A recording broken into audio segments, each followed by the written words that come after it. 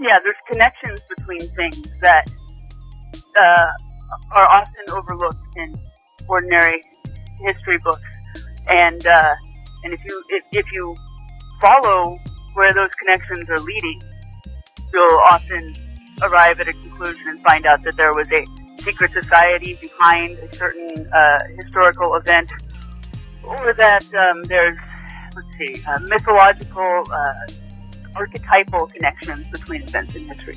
This entity, which they called Baphomet, was, really, certainly since the Templars, has been, I would say, kind of the main mascot and main tutelary deity, main patron of most of the Western occult secret societies that have come since. In order to become enlightened, you need to submerge yourself into this cup full of wisdom that God has provided, and that it may destroy you, but if you're able to withstand it, then it will somehow, bring you to the other side, bring you to your true self and your true understanding.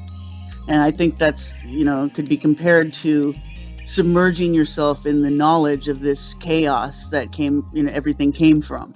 It does seem like the Templars were creating their own religion that was practiced solely by them at the time, but afterwards, was broken open and became a movement and influenced a lot of people in what they think about.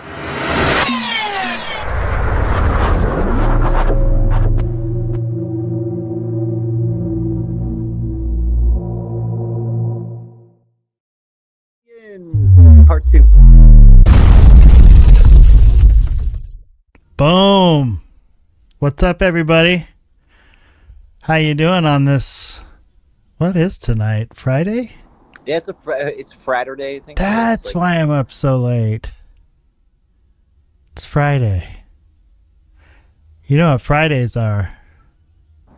Oh, Friday's a fun night to go over a Tracy Twyman space. Well, it was a phrase that was affiliated with the Royal House of Spain, and they had put it on their coins after they started colonizing the New World, and they were, mining gold and silver in tremendous amounts, and they were really proud of their accomplishments. So that's why they put this phrase and the logo that they did. They made it into their coat of arms and put it on their coins and stuff. It had the two pillars of Hercules represented as actual pillars, like of a building. Two pillars, and then there was a banner on each one. One said plus and the other said ultra. And the phrase means there is more beyond. So they were saying there's more to our empire beyond the pillars of Hercules, and there's more stuff to be discovered. There's more land, there's more wealth and gold and silver and wonderful things beyond the pillars of Hercules. They were just boasting about their accomplishments and the scope of their empire. And that phrase and that symbol is thought by some to be part of the evolution and the influence on the dollar sign that we have, the S with the line through it. Because these Spanish coins with the symbol on it were the first coins called dollars in the American colonies. They were actually reals. They were Spanish reals, but people called them dollars, and sometimes they called them pillar dollars because they had the pillars on them.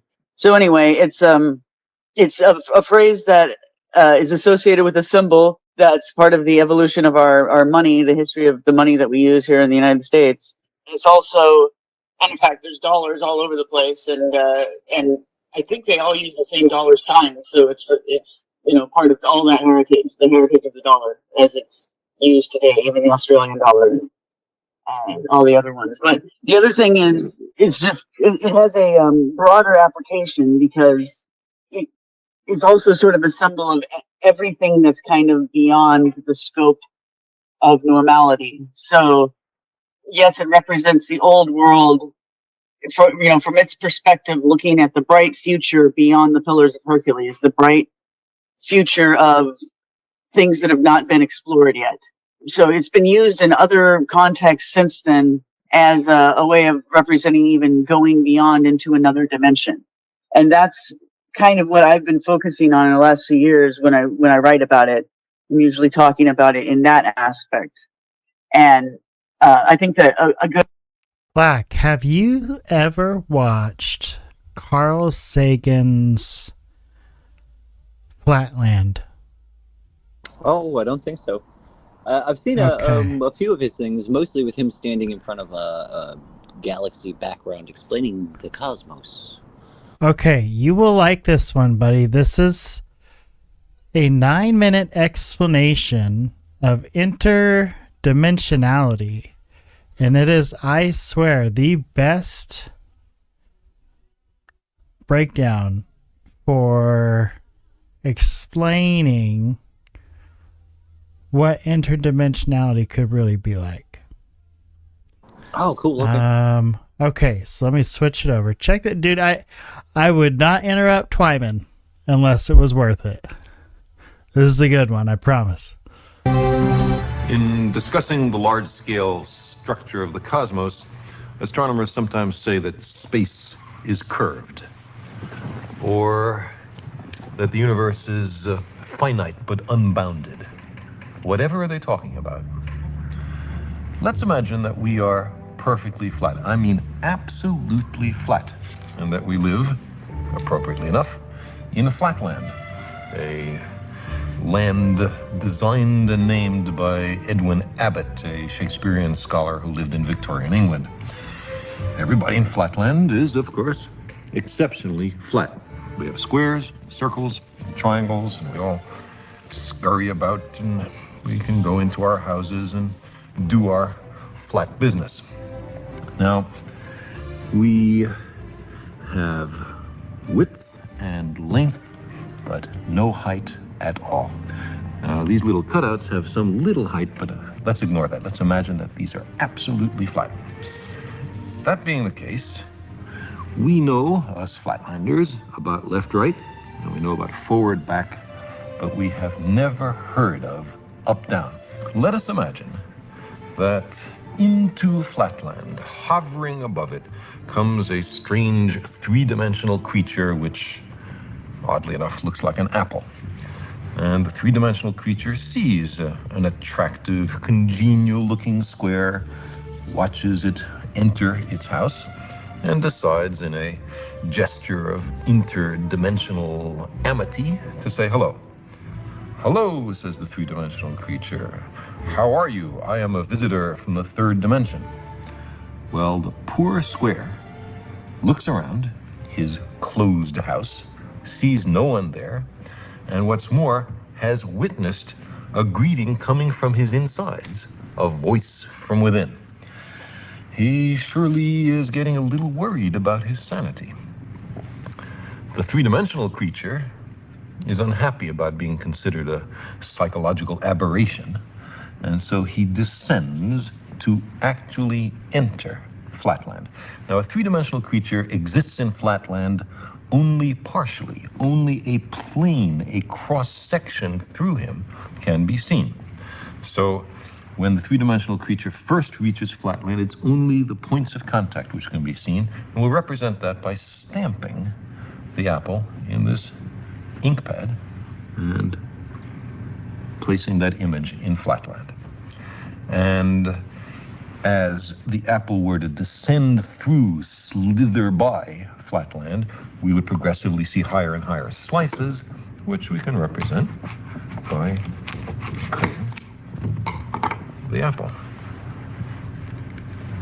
So the square, as time goes on, sees a set of objects mysteriously appear from nowhere and inside a closed room and change their shape dramatically. His only conclusion could be that he's gone bonkers. Well, the apple might be a little annoyed at this conclusion, He's and gone so bonkers. not such a friendly gesture from dimension to dimension, makes a contact with the square from below and sends our flat creature fluttering and spinning above flatland. At first, the square has no idea what's happening. He's terribly confused. This is utterly outside his experience. But after a while, he comes to realize that he is seeing inside closed rooms in flatland. he is looking inside his fellow flat creatures. He is seeing flatland from a perspective no one has ever seen it before, to his knowledge. Getting into another dimension provides, as an incidental benefit, a kind of X-ray vision. Now our flat creature slowly descends to the surface, and his friends rush up to see him.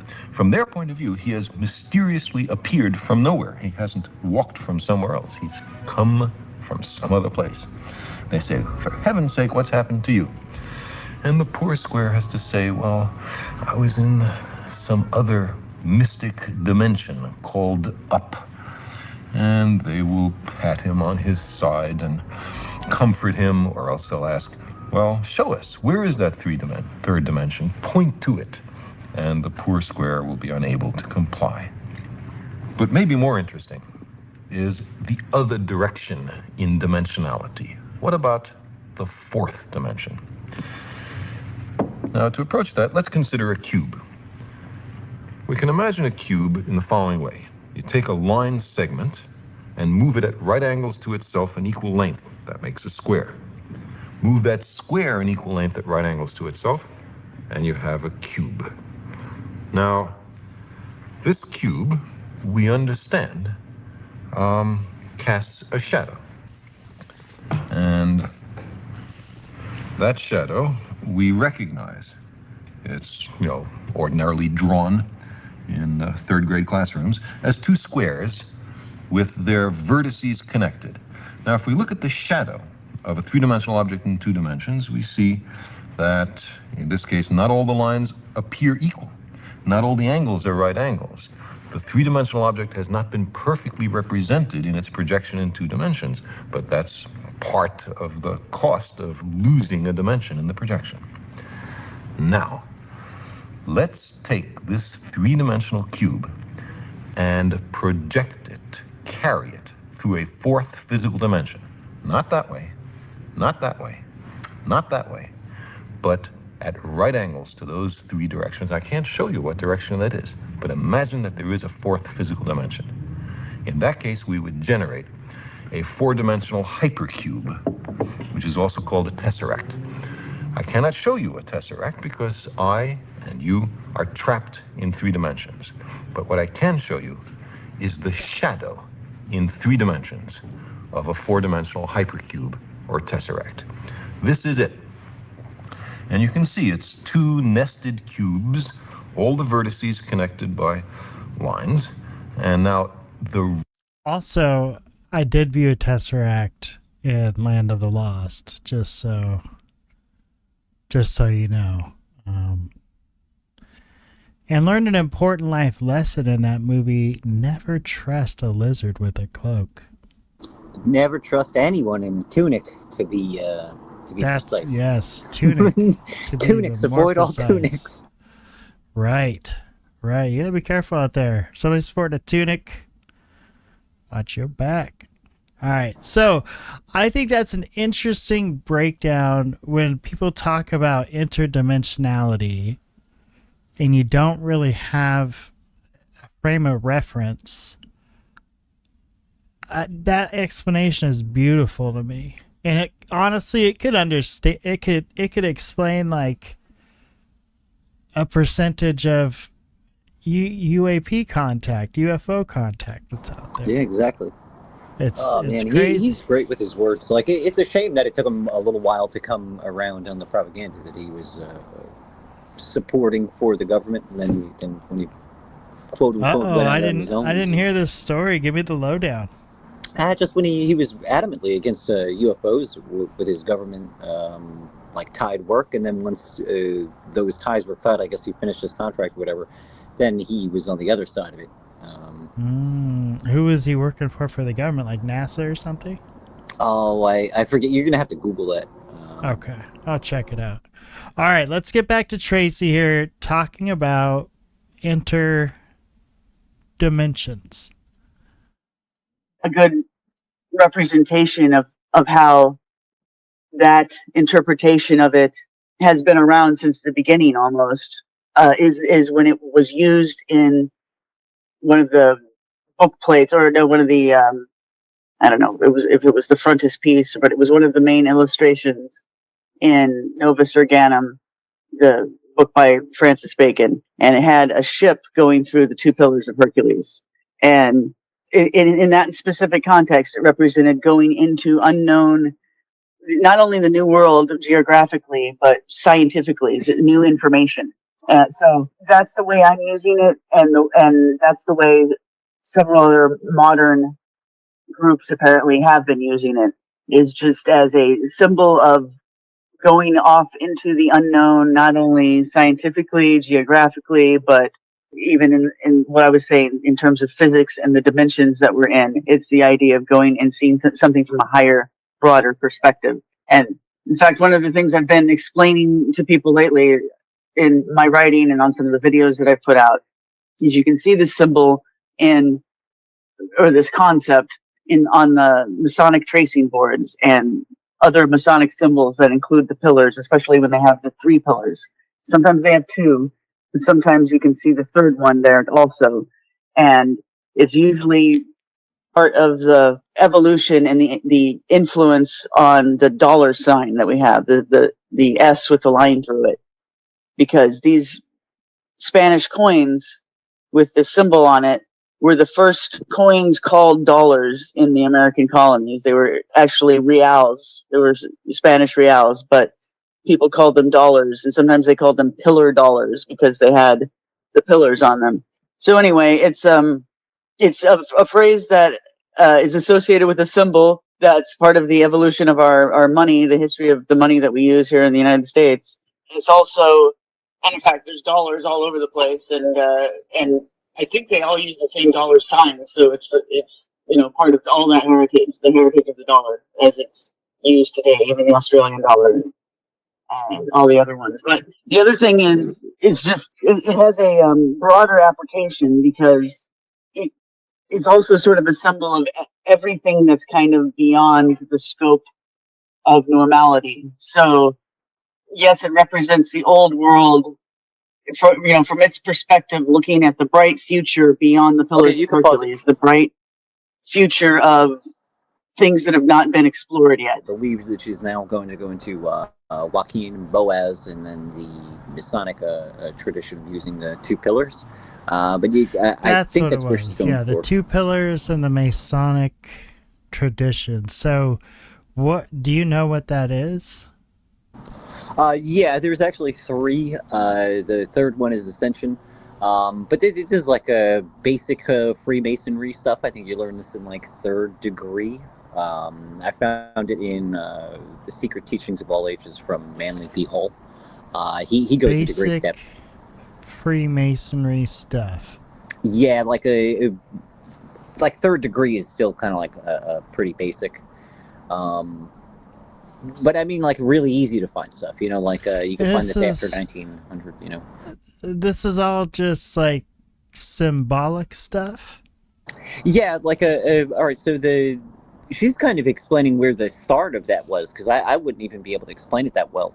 But you have basically the two pillars, and enlightenment lies within the center of those. That's why the two pillars are often associated with Freemasonry. Like through Freemasonry,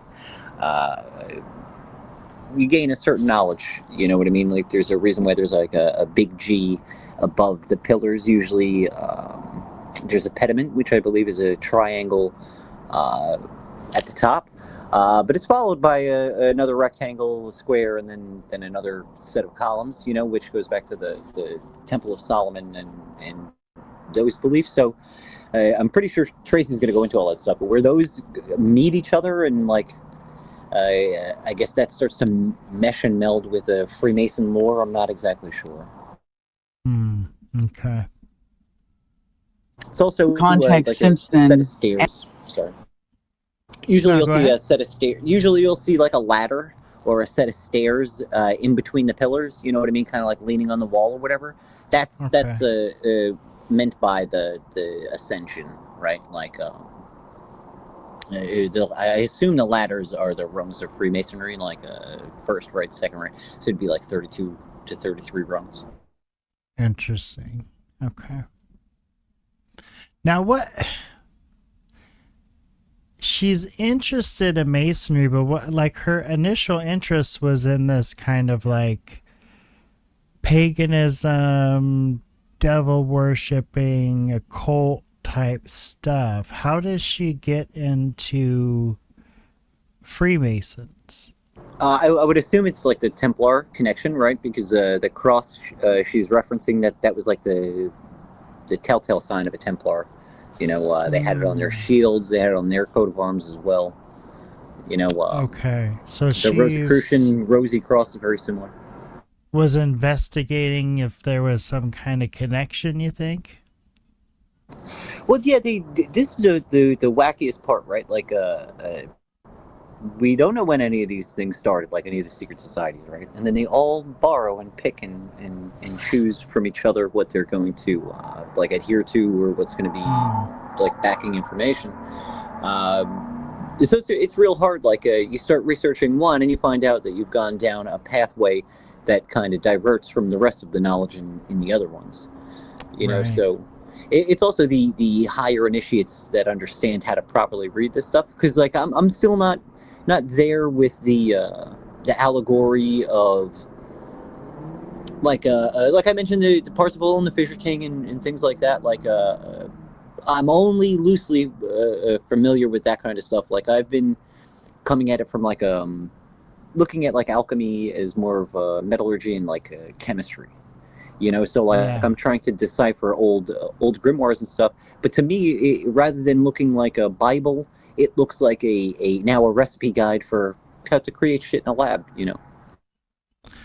I mean, a lot of folks think that it is, right? You're not alone on that one, that's for sure. Well, it's like the marriage of all of it. But my thing is like it means something to someone somewhere, right? And the other kicker is like it's a fantastic way to hide a recipe within a story. You know, so I don't know how far each of those go to help each other out. You know, like maybe sigils do work, but I don't know, like because they talk about doing certain spells and certain things and certain alchemical processes at certain times of the year. But you're thinking that like before 1900, not every single home had controlled air conditioning. You know what I mean? Especially like an alchemical lab. Like these are men who had money, so you could assume that they were able to make it hot or cold when they wanted to, but you couldn't get the elements of the room to be perfect, and you couldn't fix the humidity to be where it needed to be. So you had to do certain things outside at night at a certain time, because that time of the year it would be humid enough, right? And without a set calendar like we have now and digital clocks and everything, you'd have to base it all off stars. So you'd need a good astrological knowledge, then you need good chemical and metallurgical, then you need the other pillar of knowing how to read the allegory and translate it, and then you have the actual cryptography of using symbols and so on and so forth. So I don't know, there's like 15 different ways to read stuff. Well, I can tell you this. When I was 20 years old, I went to this house party at a beach. It was a full moon, and I remember a couple of friends of mine, we were standing there. You know, when you stand in that part of the sand where it's soft, the surf's coming in, and if you just kind of stand there and wiggle your feet, you kind of sink down into it. Yep. So we're all doing that. We're feeling great. We're having a good conversation. And one of their friends comes up who is a witch. And I won't give away a bunch of details because in case for whatever reason somebody recognizes her. But basically, we stood in the circle. She like had us form a circle, and we all joined hands, and she said some, I don't know, chant or something, right? And right when she finished, this piece of like ocean moss like washed up like right in the middle of the circle. And then we all at the same time started raising out of the sand. We didn't levitate. but we were all sunk into the sand, and we all at the same time raised up, and we're standing on top of the sand. That's cool because the tide would have caused you to sink a little bit more. You know, like One you of getting wet. That's awesome. All right, so that's weirdest things I've ever experienced. Yeah, it was super strange. So yeah, I mean, there's there's a power out there, I believe, that you can tap into, and some people are successful at tapping into it. At least you didn't bring out a Cthulhu. You know, that would have been my deepest, darkest fear coming true. Just a fucking, just a depths monster just popping out. There's one thing we can say about Tracy. She had some brass balls, right? Yep. Mm-hmm. Anybody that's willing to fuck around with a being that calls itself Baphomet, yeah, no thank you. Yeah, especially, right, so she's going into it not looking for Baphomet, right? Like, it's referred. She's got a referral. Right, like this is a doctor's sector. Yeah, like a second opinion. Here, look, I'm going to give you a note here to go see Dr. Mengele. I want you to go talk to him. And this is already after seeing maybe Dr. Fauci.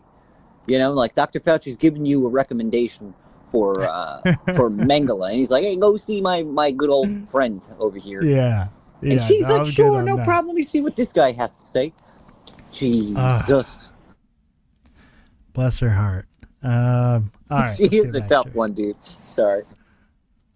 As a way of representing even going beyond into another dimension. And that's kind of what I've been focusing on in the last few years when I write about it. I'm usually talking about it in that aspect.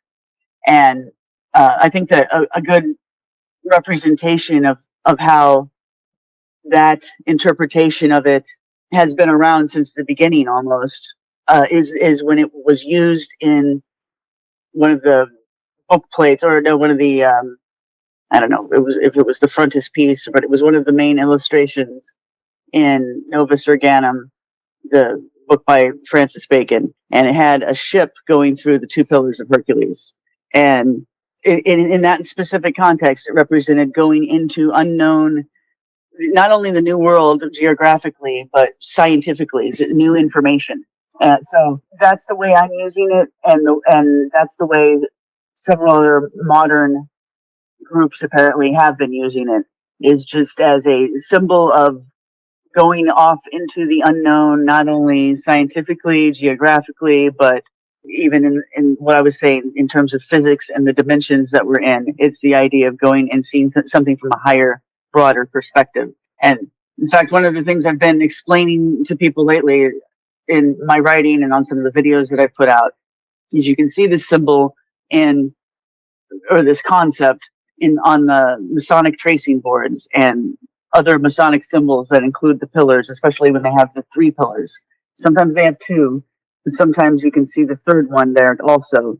And it's usually presented as being kind of off to the left. And you can tell it looks like you wouldn't see the other pillar unless you were looking at it from the right angle. You know, if you were looking at it straight on, you would only see 2 pillars. But if you look at it from another angle, then you can see the third one in the background. And they'll often have a stairway going past that pillar, kind of off up into the sky, or a long twisty road kind of, again, peeling up into the sky, going up. So, and then they'll, at the end of that road or that ladder or that staircase, there'll be an opening in the sky. So it's showing you going through the pillars and going beyond.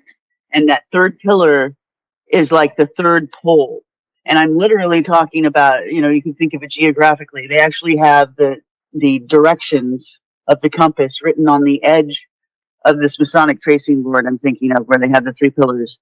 And so they showed the sky, you know, that the direction that's associated with the side of the picture, you know, where the sky is, you know, it's like at the bottom you have the ground, at the top of the picture is the sky, and then you've got left and right. Well, the sky is the north. All right. So do you remember the optical like eye images where it was not so much like a 3D image, but it was like if you obscure the way you look at something, you instead of seeing 2 people kissing, you'd see a wine glass, or vice versa?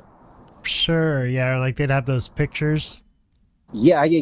So you want to look at it like that, right? Like so it would be a ladder, or maybe not even a ladder, like the road that she's talking about, and maybe you might not see a literal ascension thing into there, but you will see rays coming from the sky if you look at it as the ray of light is the third pillar, because a lot of them, they'll have an all-seeing eye at the top, but the all-seeing eye sometimes will be written as a G, and that's so That's like because me for Gabriel.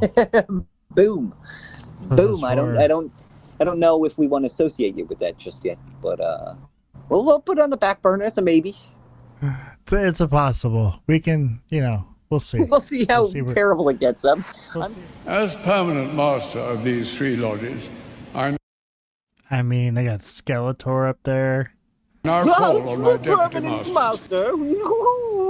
Most worshipful Grand Master, on behalf of the brethren of Royal Somerset House, Most worshipful Grand Master, our ceremonies and forever remind us of our incomparable heritage and the birth of organized Freemasonry, stressing the deep. Okay, so I mean, nothing weird about that, right? Nah, totes but goats normal. Totally. I feel like he was taunting everyone with that. He's like, "You can't remove me, even if you tried." He's definitely a guy that drinks his warm drinks with his pinky out, Oh, definitely, dude. They have to be 100%. warm because they if cold or if hot, it might change his lizard blood one way or That's another. right. Catching a drafted here. Okay, let's get so here's the thing, right? Here's where I get stuck on the Masons, is that there were a lot of what we would consider honorable founding fathers, if you consider slave owning men honorable, that helped found this country, that were Freemasons. I mean, that's just a fact. Yeah, I don't think that you can contest that at all, especially since, I mean, there are cornerstones for certain buildings in this country older than the country technically is, right? Right. So how they get tangled up with this demonic shit. Now, what I'm curious about, is it organization wide or is it a few bad apples? I don't know. I'm thinking, how much of it is good press is bad press is good press type of thing, right? How much of it is creating a fake wall to kind of like a gatekeeping procedure? But that all gets shot to shit by the fact that now you can just join the Freemasons online. Maybe you won't be in some of the deeper things, but you just join online now. Join anything online.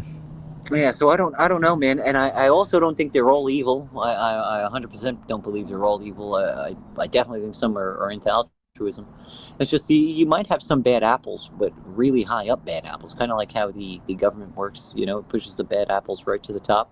And sure, there only have very few ruling members, but hell, narcissism will get you to the top way quicker than anything else, right? Man, it's like anything else in life, right?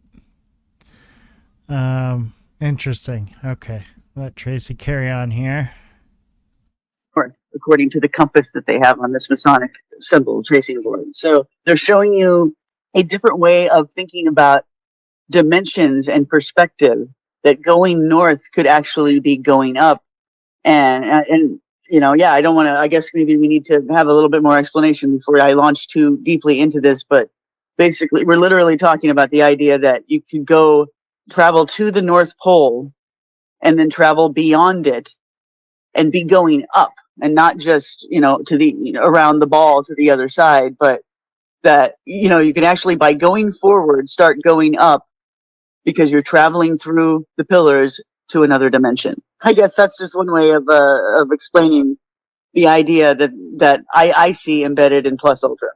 Yeah, I mean, there's a lot to unpack there for sure. And you mentioned the third pole, and I think that's a good transition, maybe perhaps, into the fourth pole, which I call the pole on 4chan, and what's going on there right now. So, yeah, yeah. So Plus Ultra, does connect to this this insider named QAnon, who's been dropping what they call breadcrumbs on 4chan for the last couple of months. Then Plus Ultra connects to that. It also connects to Donald Trump.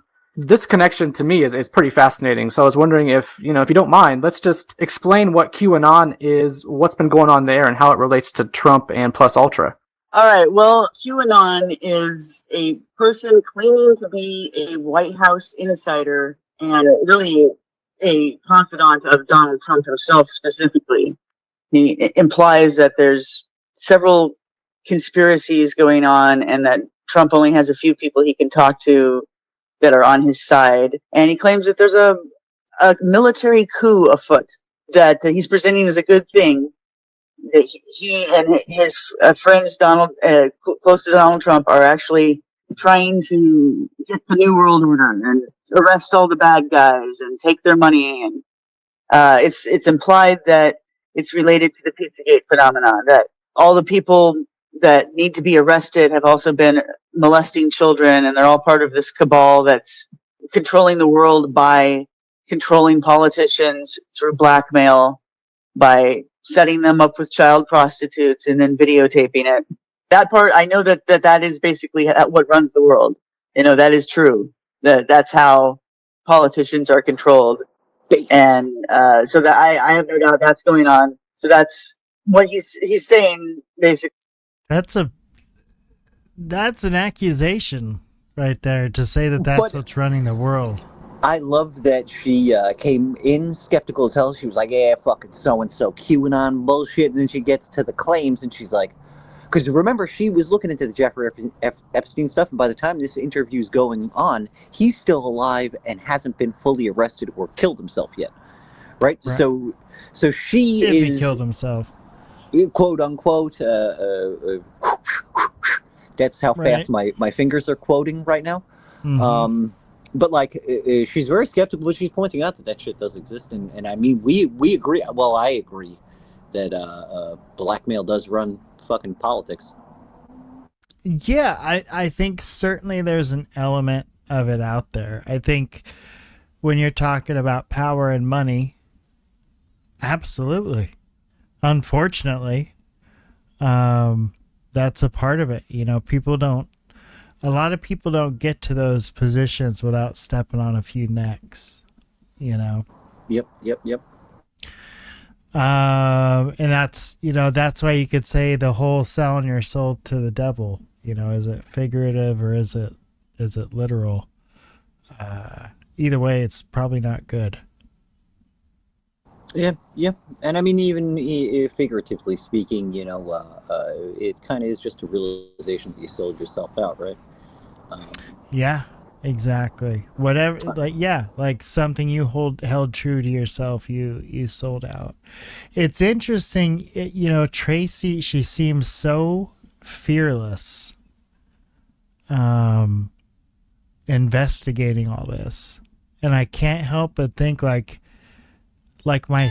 myself, I backed off investigating certain things just because of warnings I've gotten from friends before, where it's like, you might not want to even go there with that. It's not even worth your time. You know? I think I've given you that before on some things you've asked me about, which it's because I fucking love you, bud, and I don't want you to meet your demise over asking good fucking questions. I'm not telling you that they shouldn't be asked. But you have fucking a wife and kids, you may just tread a little light on certain things. Yeah. Yeah, and it's a shame that it's like that, but it is. But yeah, she was straight fearless, man. Makes her demise like her. Well, I shouldn't say her demise, but how she passed all the more questionable, right? Like because she also got over that hump. Right, she was over the worst of it, as far as like the online harassment and everything. Like she kind of figured out where it was coming from, and she stopped a lot of it because she got. This is the whole thing. She was hacked to Kingdom Come. So when she realized, like, okay, I just got to get rid of everything that was infected, which means burning it all, never using it again, and just starting over with new equipment and being smarter and have better firewalls. She did that, and it was in one of her last interviews that she says so. So like okay. I can't imagine spending money to do that. It's like ordering takeout and then doing that. And then, You know? yeah, exactly. And it's been all this time, and they still have not apparently made available how she met her demise. Well, now, so, all right, depending upon where she lived, which I think she was in Portland when she passed, which might not be so great, but I found this out looking into Michael Aquino and his death, right? Okay. Like, CNN reported that it was a suicide when it first happened, and it was like 2019, maybe very early 2020. They reported that it was a suicide, right? But now if you go to any of the ChatGPTs, Grok, anything like that, they're going to tell you that he died of a undiagnosed long-form illness, like terminal illness. Right, but they don't give you any idea what that illness was. It wasn't cancer. It wasn't this. Wasn't that. And when you cite, this is the fucking craziest thing.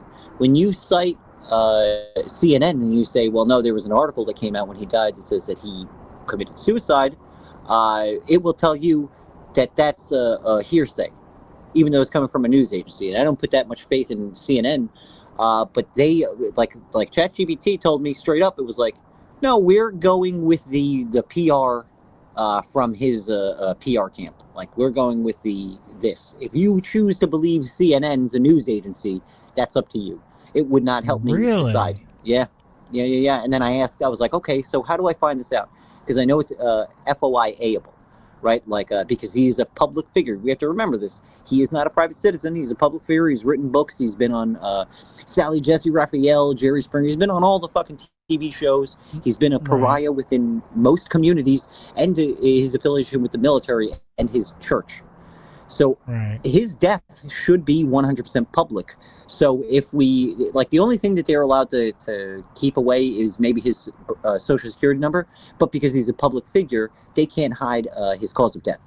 And ChatGPT told me this. Because it wanted to give me an answer, but it was like, based on legal reasons, I can't tell you. But you know how you go about finding it out? And I was, and I even pointed out, I was like, yeah, because he's not a private citizen. And it goes, no, he is 100% not a citizen. You will win this. And if they don't give it to you, it's going to be obvious why they're not. So it's the same thing with Aquino. Like, people have FOIA'd him, but they didn't go the right way. And because I asked, I was like, how many times has this avenue been done? And they were like, well, we don't know, but they would have to disclose it if anybody did. Right. So what do you think is there anything in particular you're looking for, or just excited to get anything new? Because the whole thing is like, it's been wiped. His FBI file has been wiped a few times, and especially because he FOIA'd himself. He wanted to figure out where he was being investigated when the Presidio and McMartin school stuff went on. He FOIA'd himself, and he found out that he couldn't get information on himself. Well, and this is all in the newest school, McMartin school stuff. Like, I know what that is. What's that about? What happened there? Oh, that was all right. So there was a military. This is the crazy story you're going to hear probably in the next 5 minutes, maybe. I don't know. Crazy stories appear pretty quick nowadays. But this is a military preschool, right? This is for members of the military who are either off on operations or training or something, to where they leave their children in the care of other military folk. Right. Okay. Which that should be the safest place in the fucking world for a child, in my opinion. Right. That's what I would say. Yeah, you'd think. But it turns out that more than one child, and now preschool. You're a father. You know what preschool means. This means before writing and reading and all that. This is little sponges, little sponges walking around. You know. So they're not going to be talking about fucking fantasy bullshit unless they've seen it before. You know, on a cartoon or whatever. So now these kids are going to their parents, who are military officials, you know, some generals, some this, some that, but like all over as far as ranks are concerned, and told their parents, like, bad things have happened. These are the people who did it, and they named Mikey, and they called him Mikey from Michael Aquino, and they called out his wife by name, and then pointed them out. Like, one of the children was with their father on base. And Michael Aquino was walking by, and she freaked the fuck out, dude, like scared, and said, Not a good "That's him. sign. That's him, right?" So they went and reported this, and it caused an investigation to occur. Okay. And now, similar to the Virginia Roberts and the Epstein case, none of the victims and the families involved got any like updates. There was barely any discovery, and it really didn't. From what the FBI said, it didn't warrant a court case because there wasn't enough evidence. But you start going through what the FBI was looking for in those places, and they found evidence. And then when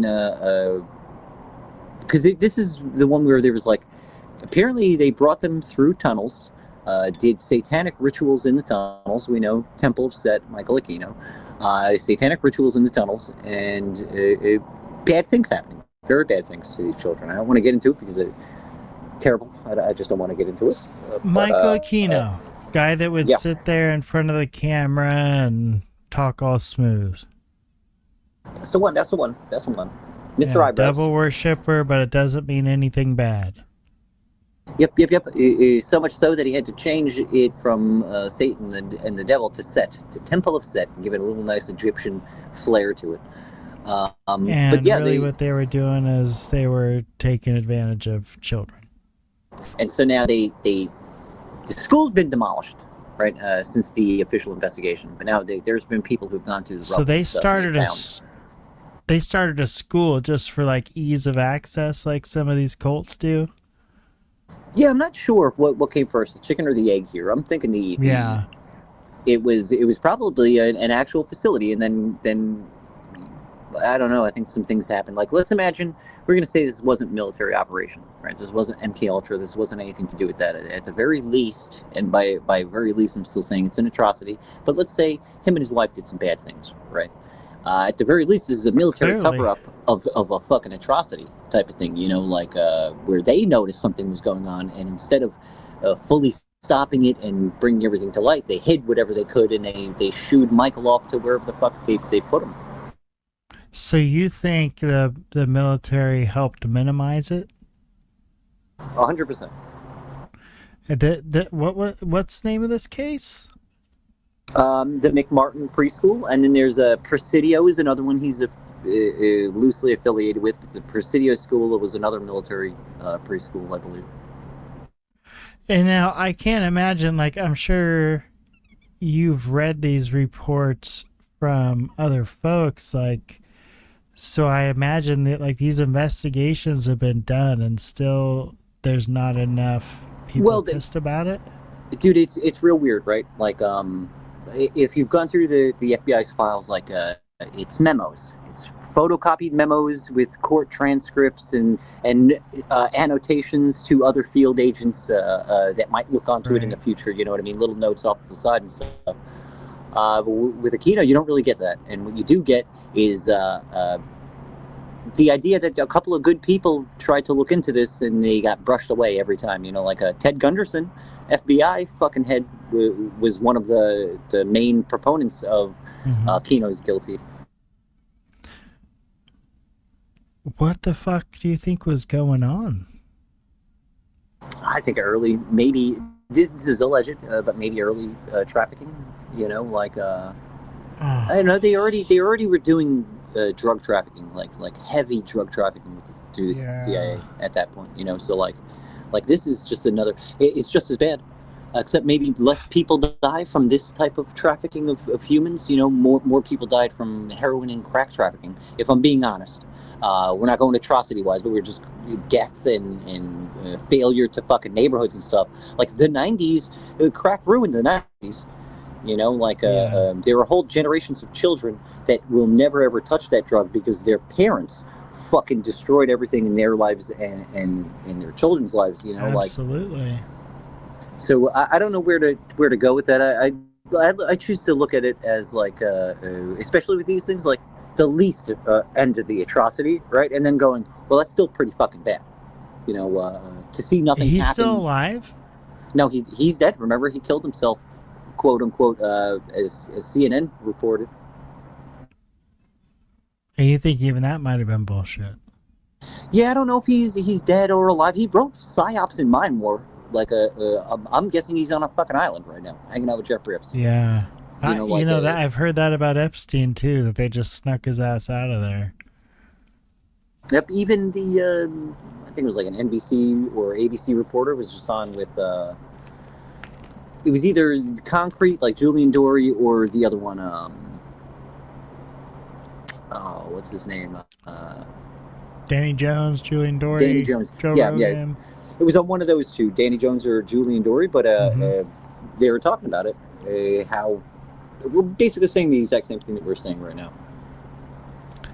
Dude, that's fucking wild. Like I've watched a couple of interviews with Aquino, and he's given me the creeps every time I've watched the interview.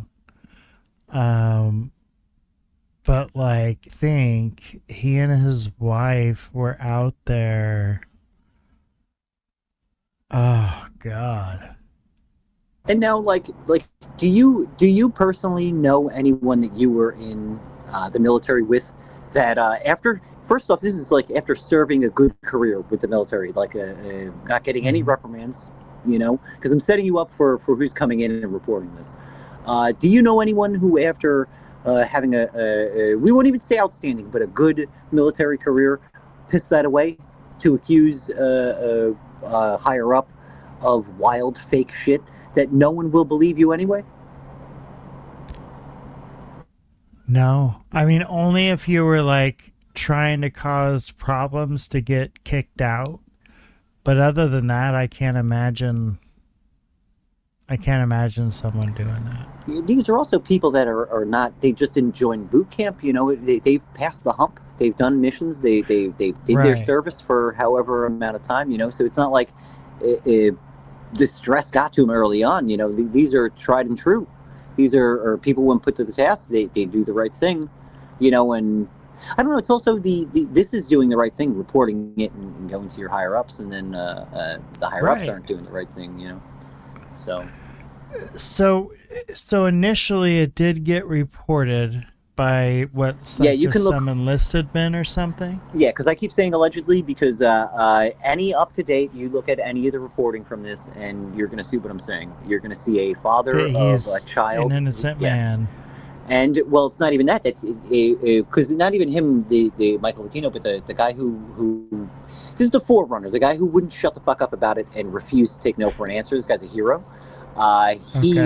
He kind of pushed it and just refused to stop on a lot of this stuff, because like, if you're gonna look through these files, dude, you're gonna see him reporting things and then not giving up. Like people go, no, that doesn't make any sense. But then when they find, because you have to understand, like, if you keep pushing, you force them to do something. So then they went to Michael Aquino's house, right? The kids were reporting an all black painted room. He had an all black painted fucking room with the sigils and runes and masks on the wall that they said he wore. There was a blue work van in the driveway that the children said that they were escorted in and out of, and he had that fucking work van, like, on his property when they went and conducted the search. So how do you have those things, and you end your investigation there until somebody goes, now you're bullshitting me, you know? So, like, you have a lot of that. But it's also, like I said, you see some agents within the FBI trying to do their job, and then, like, because Acosta said this, he tried to do his job, and then all of a sudden somebody told him, Epstein is out of your pay grade. You know, like give it the fuck up, dude. So yeah, man, like I don't know, I see correlations between a lot of different things. It gives this a bit of credence, you know. You know, and it's like when you hear, and not to tie, when I hear like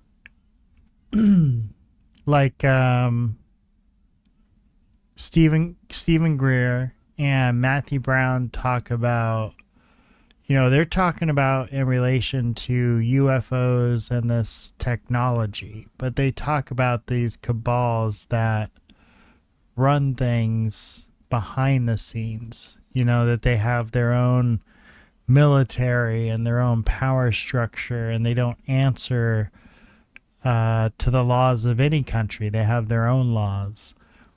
And it makes you wonder, you know, if that's that's happening. I think at the very least we could say the extraordinarily rich are close to that, where they can avoid laws and get out of laws and escape consequences and things like that. And then you have like the anomaly, like the Carnegie Mellon thing, where it's like a combination of both, right? You know, where it's like extraordinary wealth meets military-industrial complex activities. I don't know. I think that what we keep doing is finding like different veins that lead back to the same artery. You know, right? It's always I hate to simplify it, but it does always seem like it's like good and evil. Yeah, but especially when they put in such stark crimes as crimes against children. You know what I mean? That's fucking evil, dude. That's evil. Right. I don't want to say bad guy. I want to say evil demon motherfucker. You know, like yeah, you like, who does that? You know, like, who has that in them to do shit like that? Well, like, you take a federally wanted criminal like John Dillinger, right? And you look at public opinion. The public fucking loved him because he didn't steal any of their money. He only stole the bank's money. Yeah. Well, Billy was a little crazier. Billy shot people with no abandon. He did, but people still liked him. But Dillinger didn't. When Dillinger got out of prison, you know what he did? He used a fucking soap painted black to look like a handgun and got himself the fuck out of it. You know, like, he shot at police, but he didn't shoot at civilians. Yeah, he was a badass. I got a bit of a soft spot for Dillinger. But he was a federally wanted criminal that was loved by the public because he didn't fucking murder people. He didn't kill children. Yeah, you know, like, that's the thing. It's almost like there's honest crime, right? It's and then there's which should be prosecuted, perverse, like, evil, you know, dark. We're not giving a pass on that, but I agree, dude. I'm fucking 100% with you. Yeah, and unfortunately, it seems like, since I have grown up, since the 90s, where I really, you know, those are my teenage years, Generation X and all that, and moving on, it seems like it just gets, that side of things just get worse and worse, and you find out more and more about it, you know, every year.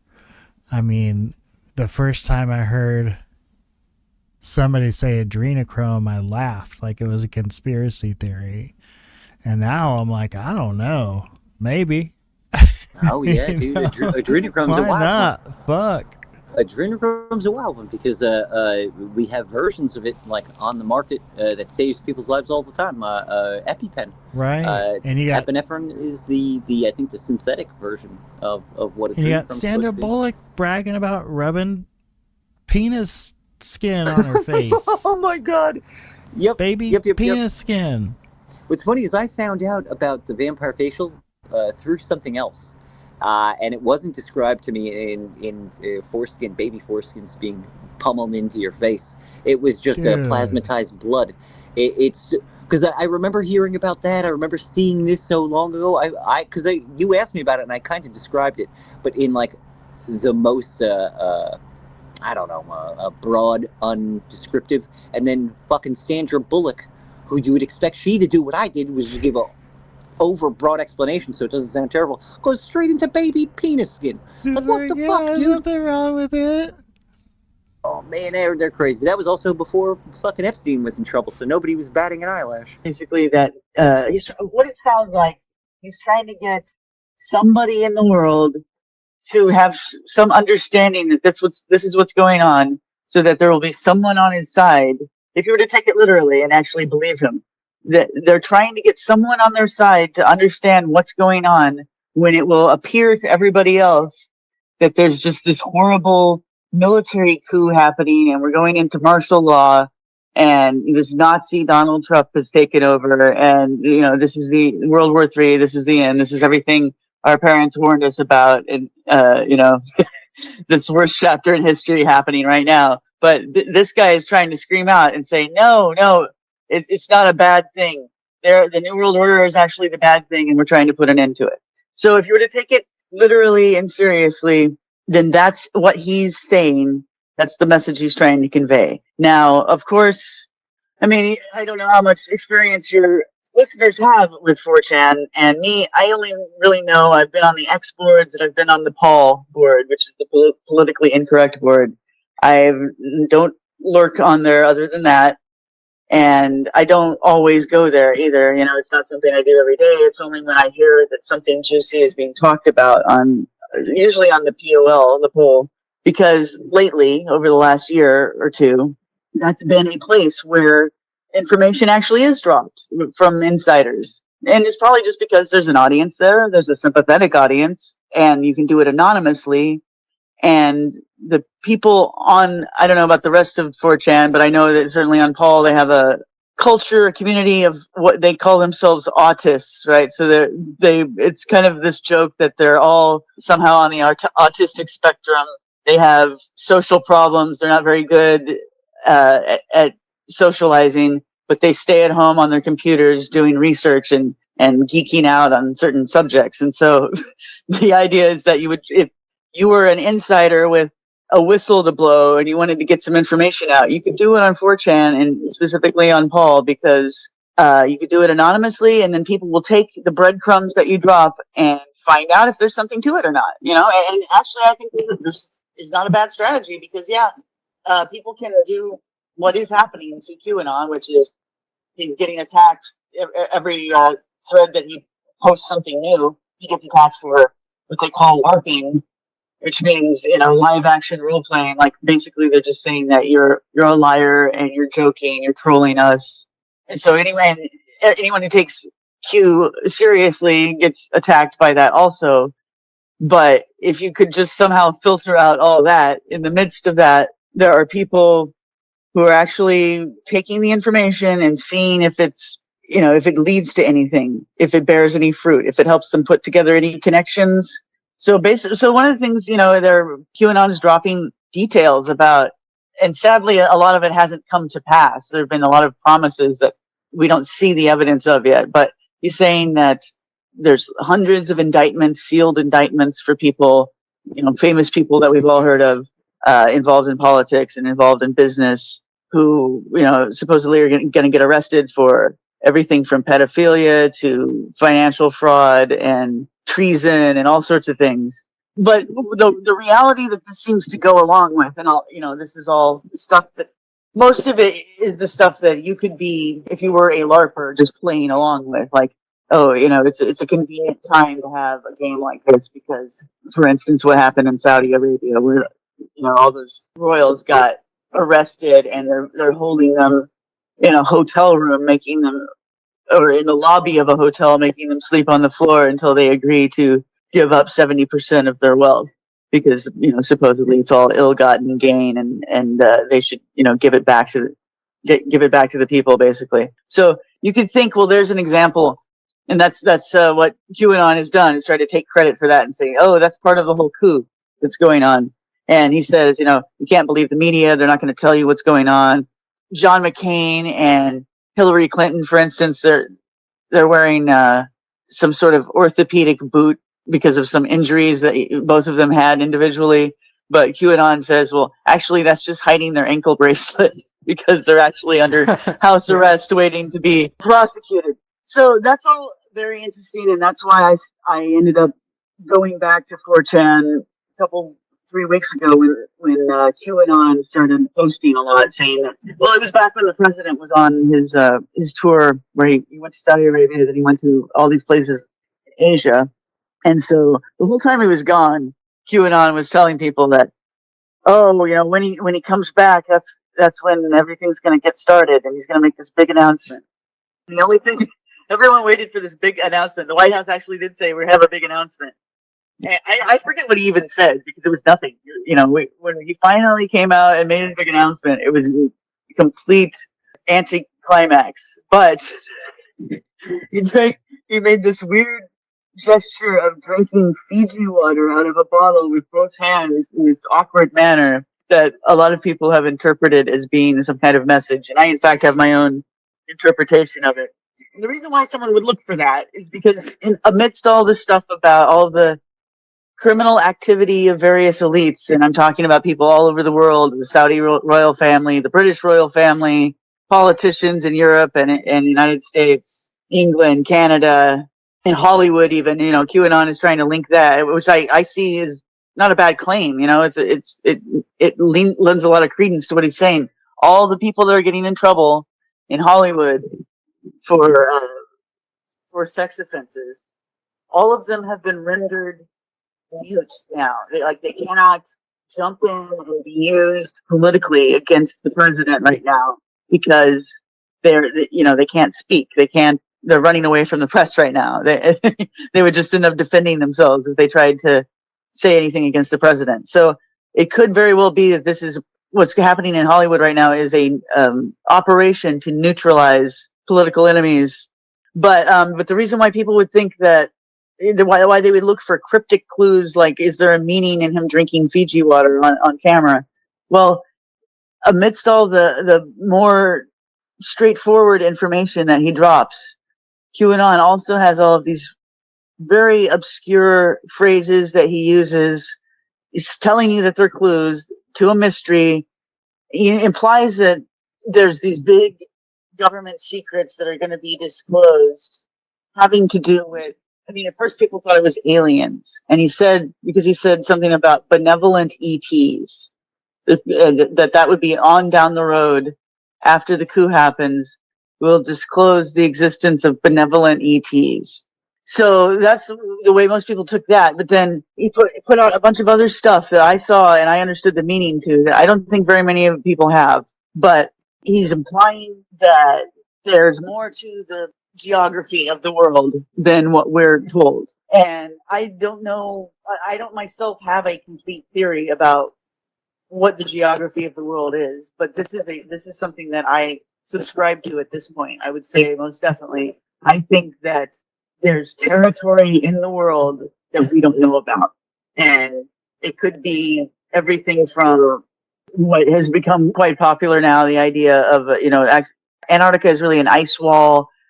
The territory we see on our map is really something that occupies a flat surface, not a ball, and that there's other stuff beyond the ice wall that we don't even know about. So that's the modern and popular flat Earth theory. That is one example of how you could think about this. I'm also just entertaining the general idea of what I was saying before about there being another dimension, but it's not just something that you have to take a bunch of drugs to experience or something. I'm thinking you could actually just go there and see it if you knew the right places to go, where it would be literally like climbing a mountain that's high enough that when you get to the top, you can look down and see all sorts of things that you couldn't see before that you didn't even know existed because you're seeing it from a higher perspective. At this point, okay, I know this is going to sound pretty wild, but okay, people think that QAnon is so close to the president that he might even be the president himself. That's been implied in some of the posts. You can tell that it's this. There's one identity that's posting the stuff that's really from him, from QAnon himself. Because when other people go in there and they try to pretend to be him, they don't have the same what they call trip code. They don't have the same ID that's identified with his posts. So we know what has actually come from QAnon.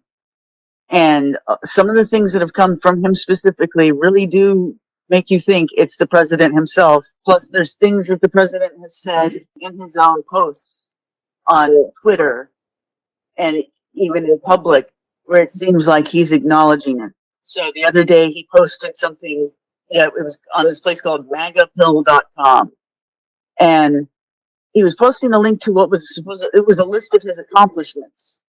But if you were to just click from that link that he linked to on his Twitter to the main page of this website, magapill.com, the first post you would have seen on that day that he did it on Twitter was about QAnon. So other people picked up on this right away and said, hey, look, the president's linking to this crazy conspiracy site. But he didn't acknowledge that, and he kept the link up. I don't know, I saw it like over 24 hours later. It was still there. But the website itself, magapill.com, had been attacked. And the guy who ran the website said, "We're under attack. You can't silence us. We'll be back soon." So someone hacked this guy. It's obvious because the reason why is because here's the president linking to a website that's telling you about QAnon, and that is serious. It legitimizes it. And so I absolutely think that website was taken down probably by spies from the state because they didn't want to legitimize this. Now, I don't know how real it is in terms of, is this guy really from the president? How did I get interested in the subject of the occult or the specific subject? Okay. When I was about 13 years old is when I started studying the occult. It started with, I think, an H.P. Lovecraft book, and it went on to the Necronomicon and Aleister Crowley, and then eventually I got interested in Freemasonry and other secret societies. And I began to realize that there was an occult way of interpreting history that gives you insights that you can't get otherwise. I found that my knowledge of the occult and secret societies from all the reading that I had done, and I also mingled in occult circles and, flirted with a few secret societies myself, I found that experience and that background knowledge enabled me to be able to make sort of cognitive leaps, I guess, when I'm interpreting history. I can see underlying patterns that a person not familiar with the occult might not see. And I use that intuition and that sort of, sort of psychic idea, I guess, of how realization of the direction that something is going to go in. I pursue that feeling and I find out if there's any factual basis for it. And if there is, then it goes into my book. So, I hope I explained that well. But what I mean is that, there's connections between things that, are often overlooked in ordinary history books. And if you follow where those connections are leading, you'll often arrive at a conclusion and find out that there was a secret society behind a certain historical event, or that there's, mythological, archetypal connections between events in history that mean that they are connected in an underlying hidden way, perhaps even a spiritual way. I find that as myths, that the myths from ancient cultures, they often have the same sort of archetypes. That's what Young calls them. Right. And I find that those archetypes actually repeat through known history, not just in what we consider to be fictional mythology, but known history. We see these same sort of archetypes emerging, like the myth of the lost king, a king who is dethroned, a usurper is put on the throne, and everyone thinks he's dead, and then he comes back triumphantly. It's something that appears in ancient mythologies, and it's something that also has happened in history, and you have to wonder, were the events contrived by the participants so that it would match mythology, so that it would have the same sort of archetype, or did it just naturally happen that way? And I don't know really the answer to that. Sometimes it's explainable as a conspiracy, or the people involved were contriving it to happen that way. And then sometimes there is no explanation. Sometimes you just don't know. But that's what I'm talking about when I talk about myself as an occult historian. I wouldn't say that I'm an expert on any particular aspect of history the way a real expert with a PhD would be. Mm-hmm. But I consider myself an occult historian, and that I can see these occult underpinnings throughout history, and I can find conclusions that other historians might not be able to find.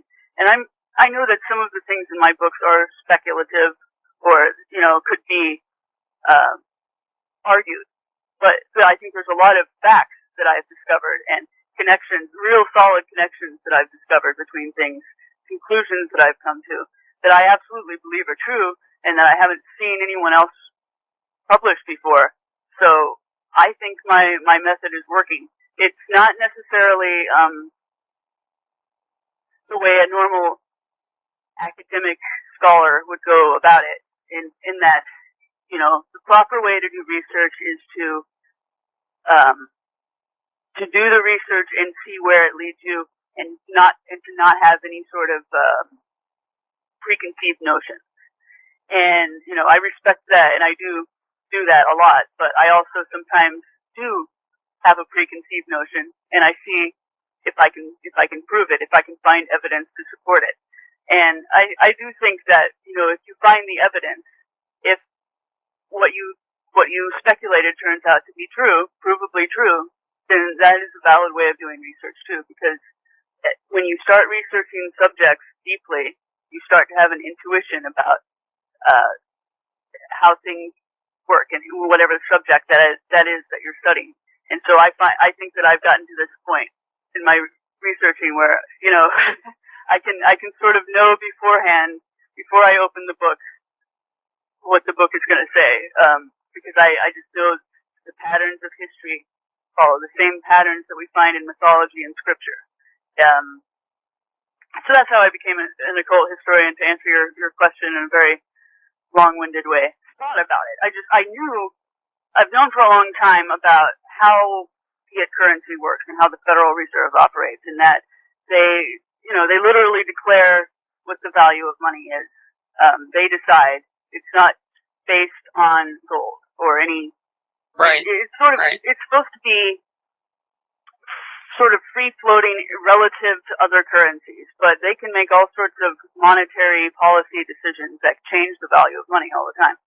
So I knew that was happening. I knew that there's this practice called fractional reserve lending, where a bank really only has to have a fraction of their money on hand, and the rest of it is loaned out to other people. Well, they can then loan that money out, even though other people have it. They don't have it themselves physically. They can then use that money and loan it out to others. And so the money supply multiplies exponentially. Right. And, nothing physically is changing. So I knew that. And I just thought about it.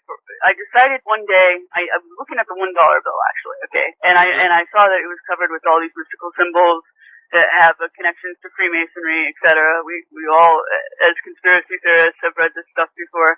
Right. But I thought, there's got to be more to this than the New World Order, and what people normally interpret the message of the dollar bill to be. And I said to myself, well, I'll bet you that the Freemasons, the magicians, because I do believe Freemasonry is a form of occult practice, they would have encoded this talisman, this $1 bill, with the secrets of what money is actually about, on a mystical level. And I wondered, what does that really mean? How can I penetrate the mysteries of money and what money actually means in a mystical occult level? And so I decided to pursue the mystery of money, to find out what it's really about. And the more I thought about what I knew about the banking practices, I thought, hey, this is very similar to alchemy. Because in alchemy, you either change lead into gold, something of little value into something of great value, or there's another alchemical practice where you take a little bit of something and multiply it. Right. Similar to the loaves and the fishes story of Jesus. Mm-hmm. And so, that is what the banking system is doing. It's creating a lot of money out of very little reserve. Mm-hmm. And magically, multiplying it, and it's actually the act of distributing the money that causes it to multiply. And the thing that gives money its value, because it's not based on gold, the thing that gives it its value is our belief in it.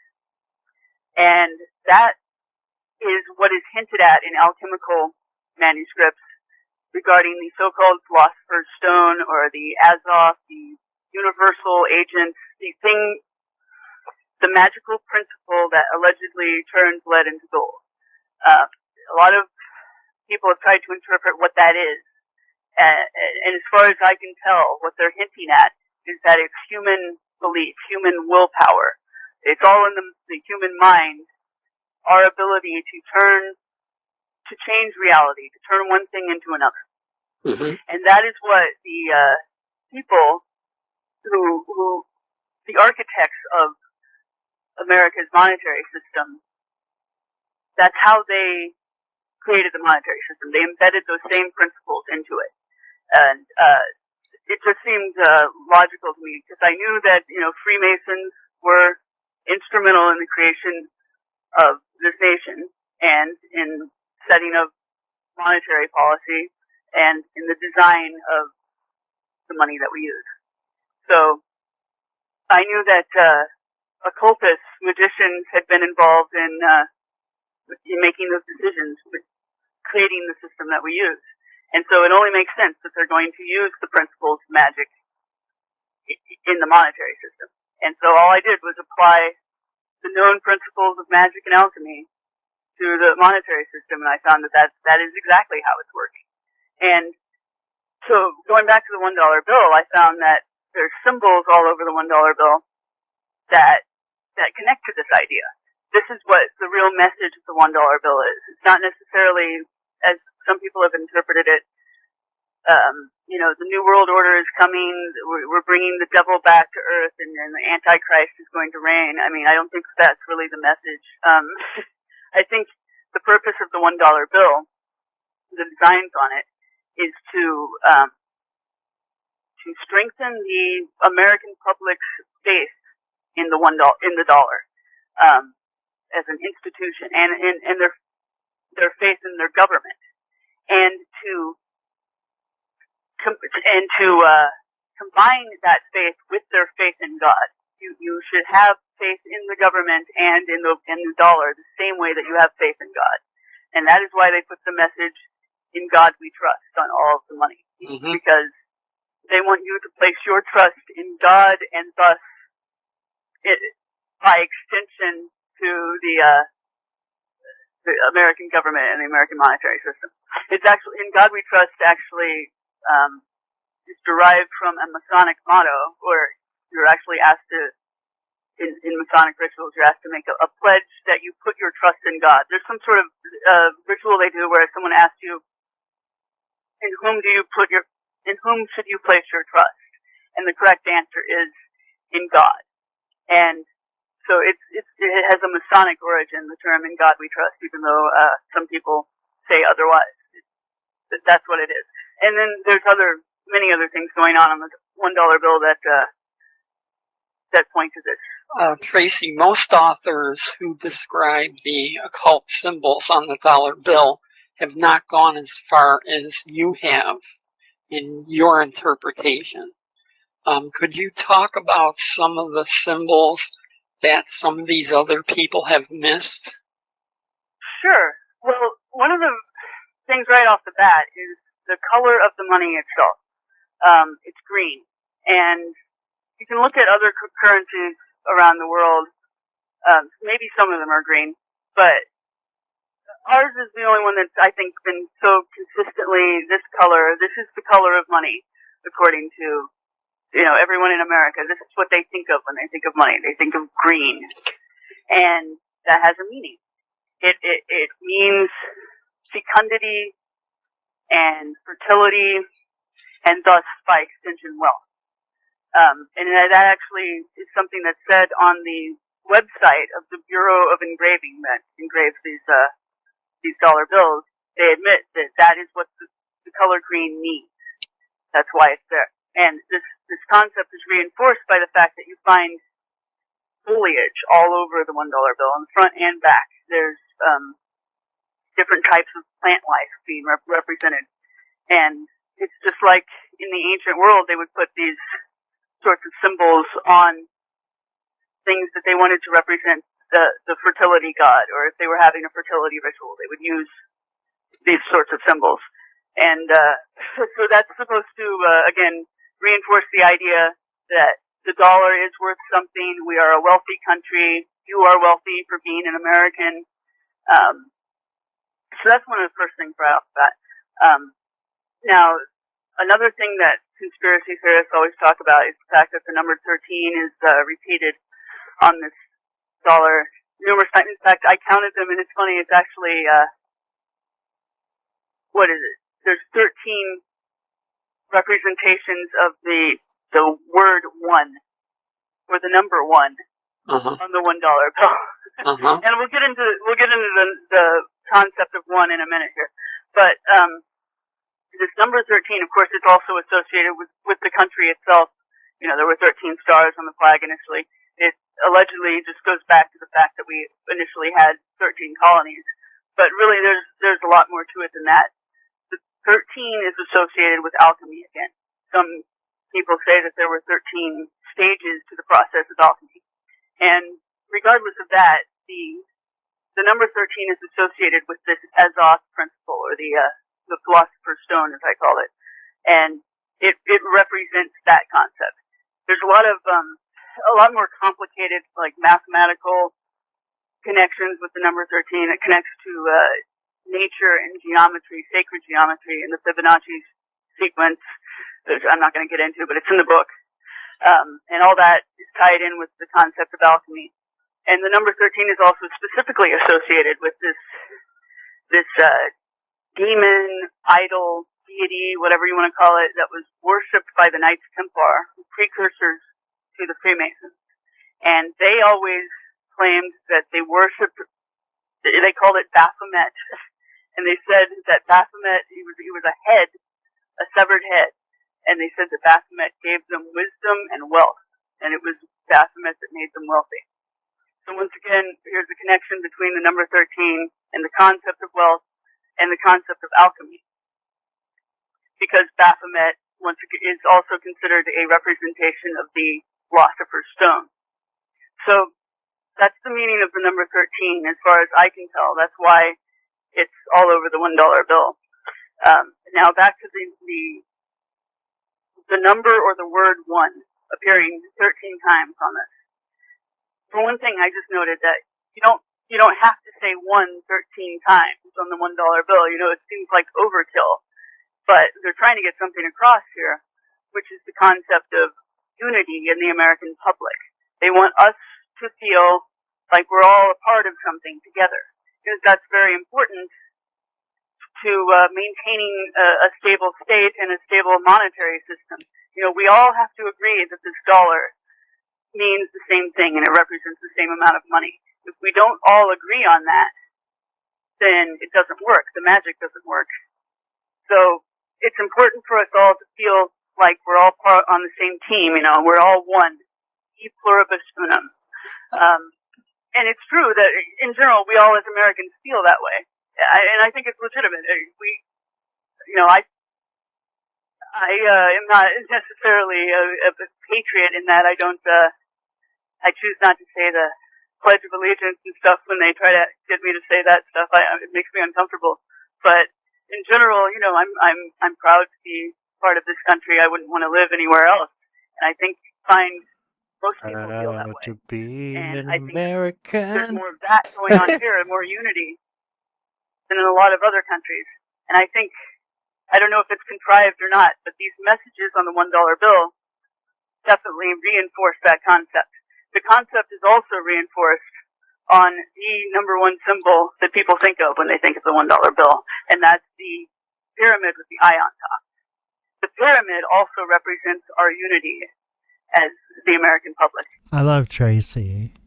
And when I hear her go on like this, I almost feel bad for her. Like, I feel like she never got to rest. Yeah, dude. Like, every fucking question she had was met rather than with answers, with probably about like 10 more questions, you know? Right. And she just kept digging and digging and digging. I mean, what she couldn't find in books, she went to people for. What she couldn't find in people, she went to books for and research. And I mean, from like a very young age too. That's what's what's really crazy about it. She definitely seemed like an old soul who was looking for answers. That's also what her best friends say. Ones that known her from like high school onward, they all say like she was ahead of them as far as like being interested in all this shit. Like I'm not gonna lie, like I knew about grimoires, I knew about certain things, but it wasn't until Dan Brown and the whole Tom Hanks film that I even gave any of that like real credence. And then you have National Treasure, which pointed to the whole Freemasonry thing, where sometimes it just takes a little peek in your interest in order to run down a rabbit hole. But she seemed to have always had it without it having it implanted by pop culture, Right. Yeah. Yeah, absolutely. It's like, that's what keeps me putting all the time in. It's like my interests are finding my own answers for what, I experienced. And so, yeah, she must have been just had some bone tickled or been inspired from a very young age about all this. It represents E pluribus unum, because out of many one, because it's got all of these different parts that have all been put together into this perfect pyramid shape, which in occult symbolism and Masonic symbolism, a pyramid represents a perfect hierarchy. Everyone in their perfect place in society. And then above us, the all-seeing eye of God, which is the unifying principle. And in fact, the term unifying principle, once again, is another synonym for the philosopher's stone. The glue that holds reality together. And in an atom, there's a mysterious force that holds that atom together. There's something hidden. There's a hidden principle in our physical reality. This is the you might call it God or the ether, and you could also call it the Azoth or the philosopher's stone. And that's the hidden principle in our monetary system, and that's also what the all-seeing eye on top of the pyramid represents. So those are some of the things that have been overlooked by other commentators. What are some of the other things? Well, in addition, the reason why the book is called Solomon's Treasure is because I did make some connections between our current monetary system, and especially the $1 bill, and King Solomon and his treasure, his temple, and I actually showed in the book that there was a coin that was minted in ancient Tyre, it was in the Middle East. It was very close to Israel, and they did a lot of trading together. In fact, the king of Tyre is the person that financed the building of Solomon's treasure. Well, they minted this coin that it was a shekel, just like the Israelites called it. And if you look at the front and back of it, it's got the head of a king, I think. Or no, it's the head of Zeus. Who is this guy? Anyway, it's got a head that looks very similar to the head of George Washington on our 25-cent piece. And then on the back, it's got an eagle that looks very similar to the eagle on the back of our quarter. And it's almost the same size as our quarter. So I pointed out in the book, it's very weird that this coin existed in ancient Tyre, and now we have a very almost identical coin now. Once again, there's like a connection, a hidden connection between our monetary system and that used in ancient times. This coin, by the way, circulated in Israel. It was before they started minting their own coins in Israel. They were using coins minted in Tyre. So Solomon would have had some of these coins. Now, Solomon and Solomon's temple are very important, of course, to the Knights Templar and to the Freemasons. All the Masonic rituals refer in some way or another to the building of Solomon's temple. The Freemasons style themselves after the Masons that built Solomon's temple. And likewise, their predecessors, the Knights Templar, their name, the word Templar comes from the Temple of Solomon, and they were founded there. And some people believe they discovered a secret there, and that may have been the key to their wealth. That may have been the Baphomet that they worshipped. They discovered something there that gave them the key to becoming wealthy. And I think it must have been something that taught them this principle of alchemy, monetary alchemy.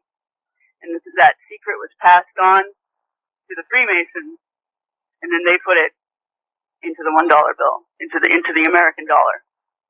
And by the same logic, obviously at one time King Solomon had it. King Solomon also was extremely wealthy. One of the secrets he might have left for future generations, in which the Knights Templar might have discovered. For one thing, I just would say that I wouldn't say that they're not Christian. I don't think it's fair to try to say what someone else's religion is. You know, you have the right to believe what you want to, and if that's what you say you believe, who is anyone else to say that you don't believe that? You know, but and it is possible to be a Christian and to believe a lot of things that are outside of Christianity as well. Of course, you know, mainstream Christianity doesn't accept that. The founding fathers did almost all have beliefs that would not have been accepted by either the Catholic Church or any of the mainstream Protestant churches. And that's why they kept it secret. That's why they hid these principles, that they were laying, these occult principles that you mentioned that were embedded into our American system of government, into the $1 bill, into the design and architecture of Washington, D.C., for instance.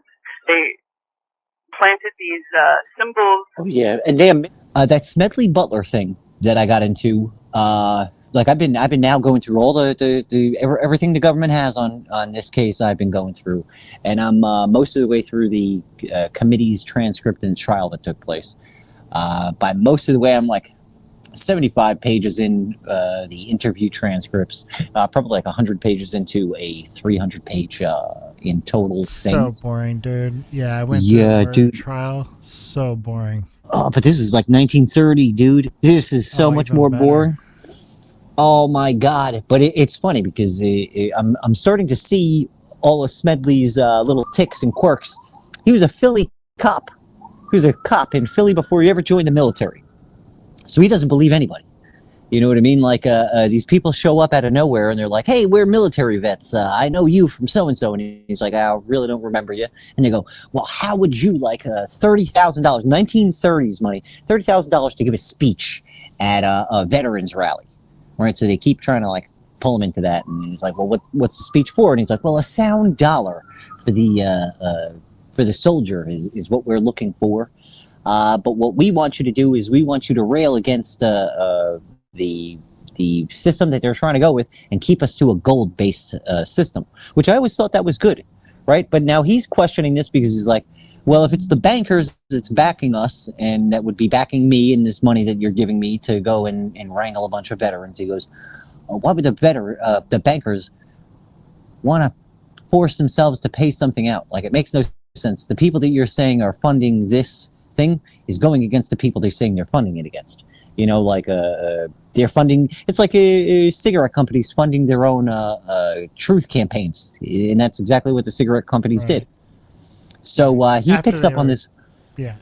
He picks up on this early on, really early on, maybe the first or second meeting, right? And they just keep showing up with more and more money, cash, half the fucking time, and every time he turns it down. He turns it down, and he goes, "No, I this isn't for me. But you know what? I'll meet with you again. Tell me more." So that's his cop inside of him going like, something's weird. You don't know what's weird yet. Just keep asking him questions. So he keeps pulling them back in, and they keep fucking trying to wrangle him. But when he tells me he doesn't want to do the gold-based dollar thing, they switch. They go, "No problem. Whatever you want us to do, we'll make that our goal." So these people clearly don't care about whatever message they're trying to put across, you know, and this is even back in 1930. They're willing to just pay you to say a thing, get a bunch of people to go with that thing, and then they do whatever the fuck they want outside of the thing anyway, you know? Right. Yeah, I mean the market is just one big casino at the end of the day, and the banks, the ones that handle all the money, control the money. So yeah, it's a very And this is interesting system we have, and she Brown makes a Brothers good. and Harriman and Morgan, J.P. Morgan. These are the Mhm. three main banks and names that are dropped. Just because you mentioned banks, I wanted to fully name the people in question. Yeah, well, there's only a few of them left, right? Yeah. Very true. I mean, we had Very so true. many of them go out of business. Yeah, they're consolidating and putting the little guys out of business, which is, it's so funny. We do these pendulum swings. It was like Ma Bell was a monopoly, so they broke it up, right? And now you've got Sprint merged with T-Mobile and Verizon merging with someone else. It's like it's all coming down. It's all boiling down to two or three companies at the end of the day, anyways. Yep. Well, that's how the medical marijuana industry works in Florida, right? Like you have two or three big giant companies that own all the little companies. And if you're a little guy trying to get started, like the gatekeeping thing that does the best bit of work for them is the medical thing, right? So you have to be affiliated with some kind of thing. You have to get like a licensure to be able to sell to whatever medical facilities. So that's like the gatekeeping part. But the real gatekeeping part is way further down the line, is like after you get approval and all that stuff, then you still have to make it amongst the sharks, which are three main companies that own everything else. Doing, in my opinion, when they put all those things that I'm sure your listeners have heard about, all the Masonic imagery in Washington D.C. We all know it's laid out according to a pentagram, and then there's just a lot of the statue of George Washington standing in the pose of the god Zeus, for instance. It's now been moved because it was very controversial. It's been moved to a less conspicuous place, but that used to exist. There's a lot of imagery that refers to the constellation of Virgo. And as I explain in the book, there's a lot of imagery that relates to this concept of Baphomet. And actually, I guess one of the core non-Christian ideas that is, at the heart of our own Christian or American heritage here is the goddess Columbia, who was invented by our founding fathers as the national goddess of the United States. And you can see statues of her in Washington, D.C., or other representations of her. And that's why there are place names around in the Americas called Columbia, because they're named after her. And allegedly she got her name from Columbus, who discovered America, supposedly. But I've interpreted her name to mean something a little bit different. That there was actually a mythological figure called Columba. Well, it actually was a dove, and I don't want to get into a big long explanation of it, but basically, Columba represented the dove that in this Greek myth that I'm not even going to recount because it's too long. The dove sort of showed the way for the ship that was trying to pass in between these two rocks that were crashing together, and the dove was the one that helped the ship get through safely. So it's like this guiding principle is what it represents, basically. I don't want to get into too much detail, but so there's a mystical concept behind this goddess, and the imagery of Columbia really is very similar to a lot of the other national goddesses. Like they have the same thing in France. They call her Marianne, and she looks almost the same. The imagery really goes back to Pallas Athena, the goddess of Athens. And she was really Venus. She was really the goddess, or Artemis. There's numerous permutations of the same goddess figure throughout history and throughout the world. But anyway, to put it very briefly, she represents the planet Venus and the sacred feminine and all the concepts that go along with that. And so there's definitely lots of evidence that the founding fathers paid homage to her. Well, I guess I couldn't really write about it as, in the way that I do if I was a member. So it's kind of good thing that I am a woman, because I probably would have been tempted to join at this point if it was possible, but so I can't, and I think that's really kept me objective on this topic. I write about the subject just in a factual way. I think exploring the symbolism of the mysteries, and a lot of what I write about Freemasonry, is enjoyed by people who are members of the order. So I think that whether I'm a member or not, what I'm coming up with is useful enough, to informed members of the group. But then it's funny, sometimes I still get detractors, Freemasons, who think that I'm somehow misrepresenting them. But in general, I don't think that's true. I think it's just a case of, some people have their own experience. Some people, for instance, might, have an experience in the Catholic Church, and they feel like they know everything about that subject, and, might get sensitive if someone points out a level of a layer of meaning to it, the symbols of the Catholic Church that maybe they're not aware of. But I don't think that takes away from the truth of the message there. There are layers of meaning to Catholic symbolism, and there's layers of meaning to Masonic symbolism. And I think in general, I've been really good at sort of cutting through the mystery of the whole thing and the mysticism of the different layers of symbolism, and sort of seeing what the real connections really are there between Freemasonry and other mystical traditions and myth systems that preceded Freemasonry. It's just something that interests me. It's obviously something very very influential on modern society, and something that seems to be continuing a tradition from the past. There's really nothing like it too, because it's so influenced by so many other things that when you study the mysteries of Freemasonry and the origins of those things, it really is a way of learning about the symbolism and mysteries of all sorts of ancient cultures. It is just an excellent way of introducing yourself to all sorts of different topics. So I think it's just a really cool thing to study, whether you're a woman or not, or whatever you are.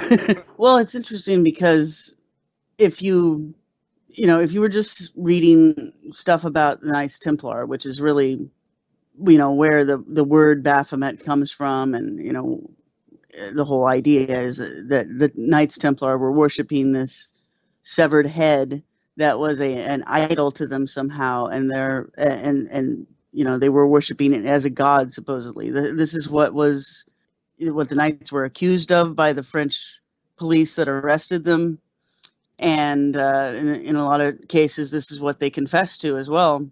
And you would just think that this was some weird anomaly in history, this weird little sect that happened to be part of, of one of the most powerful organizations in history at the time, the Knights Templar. They just happened to have this weird obsession with this one demon that no one had ever heard of before, and it had a whole, religion they'd made up about it. And it just seems like a strange, chapter in history. And, as it turns out, actually, from what we can tell, this entity, which they called Baphomet, was, really, certainly since the Templars, has been, I would say, kind of the main mascot and main tutelary deity, main patron of most of the Western occult secret societies that have come since, because so many of them trace their history allegedly back to the Templars.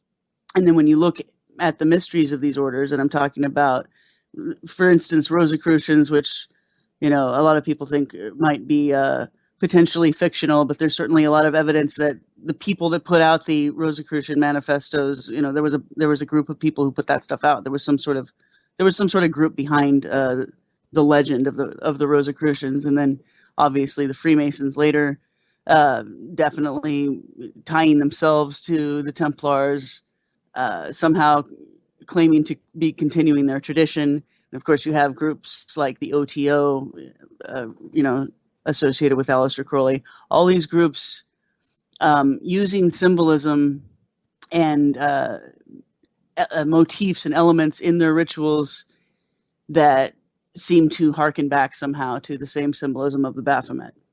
And what it comes down to, the idea is basically expressed very well, I would say, by writings that were actually in a Masonic publication that was put out, in the 1800s. I'm thinking late 1800s, by Albert Mackey. He was the publisher. He's a well-known Masonic writer. And in one of these volumes that he published and edited, there was an article that was about a book that happened to be in the library in, a Masonic lodge that the writer happened to be a member of. And he said that in that book, it was an old Arabic magic book, and it talked about Baphomet and described him as the sun of suns and the moon of moons and the mystery of mysteries. So, you might think that the Knights Templar were worshiping this weird demon that no one had ever heard of before. But later on, you have, occult maguses and wise men talking about Baphomet as though this is, the biggest, the most important thing ever. This is the big concept or the big mystery that's behind Freemasonry and Rosicrucianism and all of these, Western occult traditions. So, I guess what we discovered is Baphomet was just a name for something that's a very big concept. And, it's not just some minor demon that they happen to become attached to somehow and started worshiping for some reason. I think that if you look at what later writers say, allegedly influenced by Templar traditions, they're indicating that this is like comparable, they say, to the Azoth to the alchemists. That this is the transformative power of the universe. Baphomet is a name for a force that can be called upon and is called upon during magic rituals and alchemy and other sort of supernatural transformation events. This is the thing that actually causes a transformation to happen. And it's also an intelligence that can be contacted, which is, and represents sort of the divine primordial wisdom, which is why the Templars confessed that they believed the Baphomet head gave them wisdom. It prophesied for them, and that's how they obtained that wisdom. And that because of that, it also made them rich, and it caused the land to germinate. So you see these associations of divine wisdom, and I'm talking kind of about also forbidden divine wisdom, like could be compared to the wisdom in the fruit of the tree of knowledge of good and evil in the garden. This is wisdom that was sort of passed down clandestinely to man against the wishes of some of the gods, at least, by some divine entity who wanted us to have this information. And that's the sort of wisdom that Baphomet is associated with. And actually, the name Baphomet has been interpreted in a number of different ways, but it's almost always associated somehow with wisdom, hidden wisdom, and divine wisdom. So baptism of wisdom is probably the most common interpretation, and I would say probably the most accurate. Well, here's the way I saw it was I felt like the Templars created an egregore. They combined a bunch of different things. But, they're taking as the basis this spirit that, in the Judeo-Christian tradition is thought of as the serpent in the Garden of Eden. And I think this is reflected by the sigils that are associated with Baphomet that are used by 19th century occultists when they're writing about it. Like one of them shows the goat head, right? And it's inside of a pentagram, but around these symbols are written the names in Hebrew of a couple of demons here. So we've got Samael and Lilith are written there, and also Leviathan. And as we explain in the book, there's Kabbalistic traditions about those three demons that connect them all together, that actually Lilith and Samael were the male and female halves of the original serpent in the Garden of Eden that was supposedly actually a hermaphrodite, and that God split the two parts apart because somehow they were breeding demons, and it was threatening the world order somehow, and so he had to sever them so that they couldn't breed anymore, so they couldn't have sex. And the story is, I think this is all coming from the Zohar, if I recall, that if they're ever reunited again sexually, then that will destroy the universe. So they're always trying to, but they're never actually able to really do it. But they attempt some sort of semblance of sexual union through an intermediary that they call Tananiver.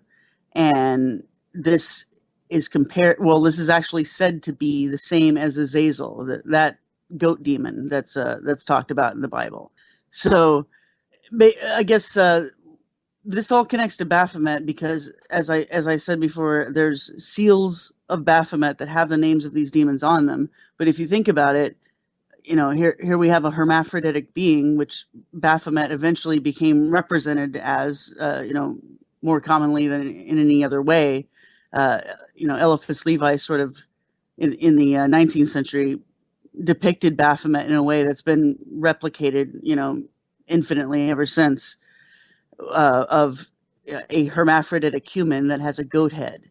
And if you think about it, that's the combination of those three demons, right? You've got the hermaphrodite serpent, and then you've got Azazel, that's the intermediary, represented with the goat head.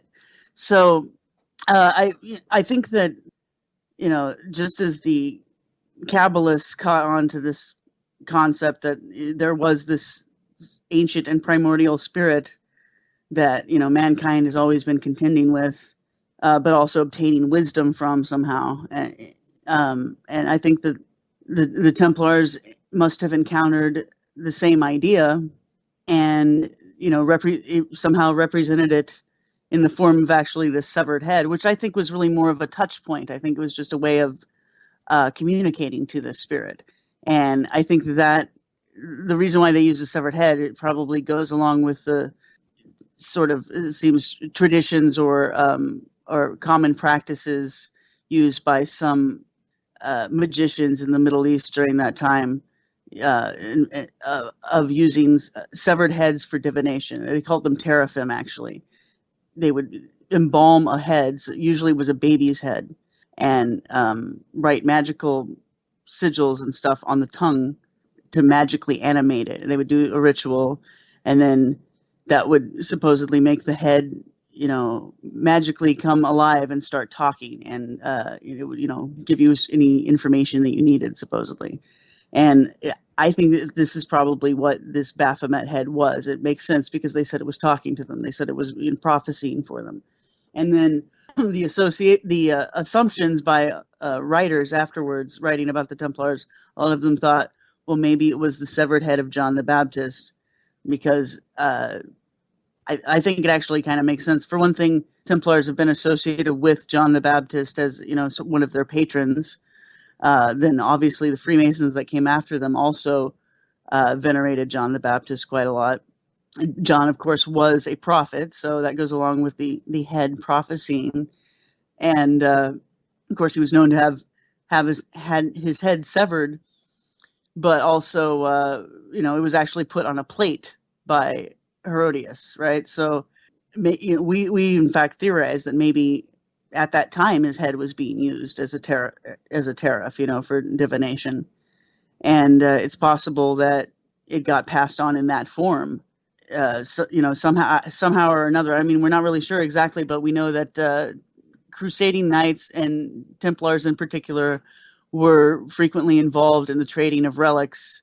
And there's several heads of John the Baptist, or claimed heads of John the Baptist, that have been floating around and have been, are now being venerated at different churches and different places throughout the world. So I think it's possible that, some head that someone believed was maybe John the Baptist's head could have ended up with the Templars, and maybe that's why they called it Baphomet, baptism of wisdom, associating it with the Baptist. Well, yeah, we're sort of theorizing about how Gnosticism, and I would say permutations of it that later became associated with the Templars, how they might have, how they might have been influenced by it, and why would it somehow be tied up with the head of John the Baptist. And Alex in particular did a lot of research on that chapter to show that, Gnosticism really is, could be traced back to Simon Magus, who was the student of John the Baptist. And, therefore all these ideas may have started with him, or at least, the tradition, what we consider Gnosticism, may have started with John. And, we went looking for some other hints about that. And interestingly, Tobias Churton also writes about this subject. He has this relatively recent book out about John the Baptist. Good book, yeah, great book. Yeah, it's a pretty good book, and one of the parts he's talking about the Gospel of John, and he basically says that this Gospel opens up talking about John and his baptism of Jesus, and kind of telling the story from John's perspective, and he makes the case that the entire gospel, for one thing, he describes it as being very Gnostic in the way that it expresses things, which I would agree with. And then for another thing, he says it's like as though it's from the perspective of John or someone writing from that perspective. So he kind of says, well, it's the Gospel of John, but it's the wrong John. It really should be John the Baptist, not John, Jesus' disciple John. And it's interesting too, in Freemasonry, they sort of like to get those two Johns deliberately mixed up. They venerate both of them and use symbols that have both of them in it at the same time. And, no one's ever really explained why that is, what's the obsession with these two Johns. And I think it's just to connect them, to connect them in people's minds without actually coming out and saying that, a lot of the things that are associated with John the disciple might actually be coming from John the Baptist.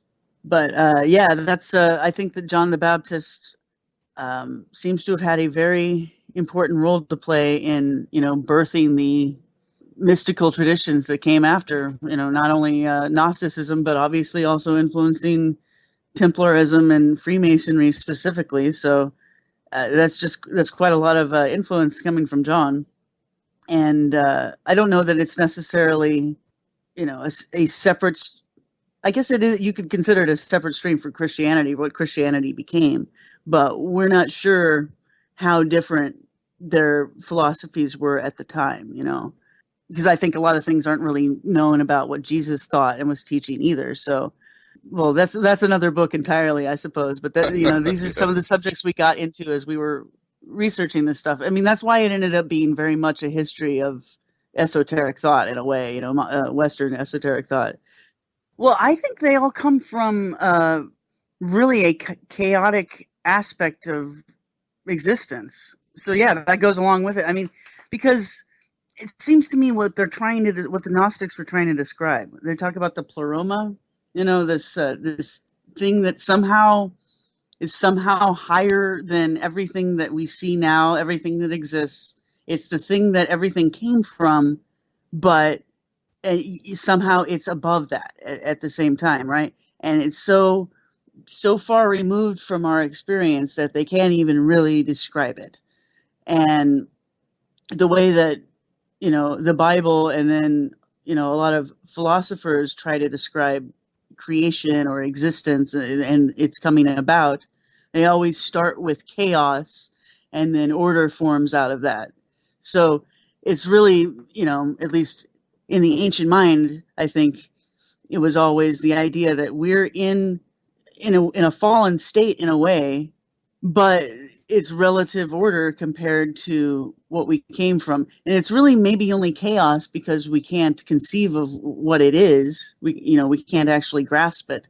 But to our mind, it seems like chaos because it's really from something preceding where we're at. It's something preceding time and space, you know. So to our mind, it seems like there's something there, but it has no order. It has no definition to it. So I think that's why these pre-creation entities and elements are often symbolized as chaotic. Like I think that's what the serpent in the Garden of Eden and the serpent in a lot of systems represents. Certainly, like the Ouroboros serpent that's kind of surrounding creation. I think that's the chaos that creation came from. And I think that it's an interesting idea, I think, to consider that maybe the pleroma that the Gnostics were writing about was the same idea. It's like some sort of pocket of chaos, but it's like this primal soup. It's where everything comes from. It has all of the elements of creation, but they have not been put together yet into anything. So I guess what I'm saying is, chaos isn't nothingness. It's this pregnant soup full of possibilities, and I think that is also kind of the wisdom that these traditions keep hinting at. Yeah, the dangerous wisdom that,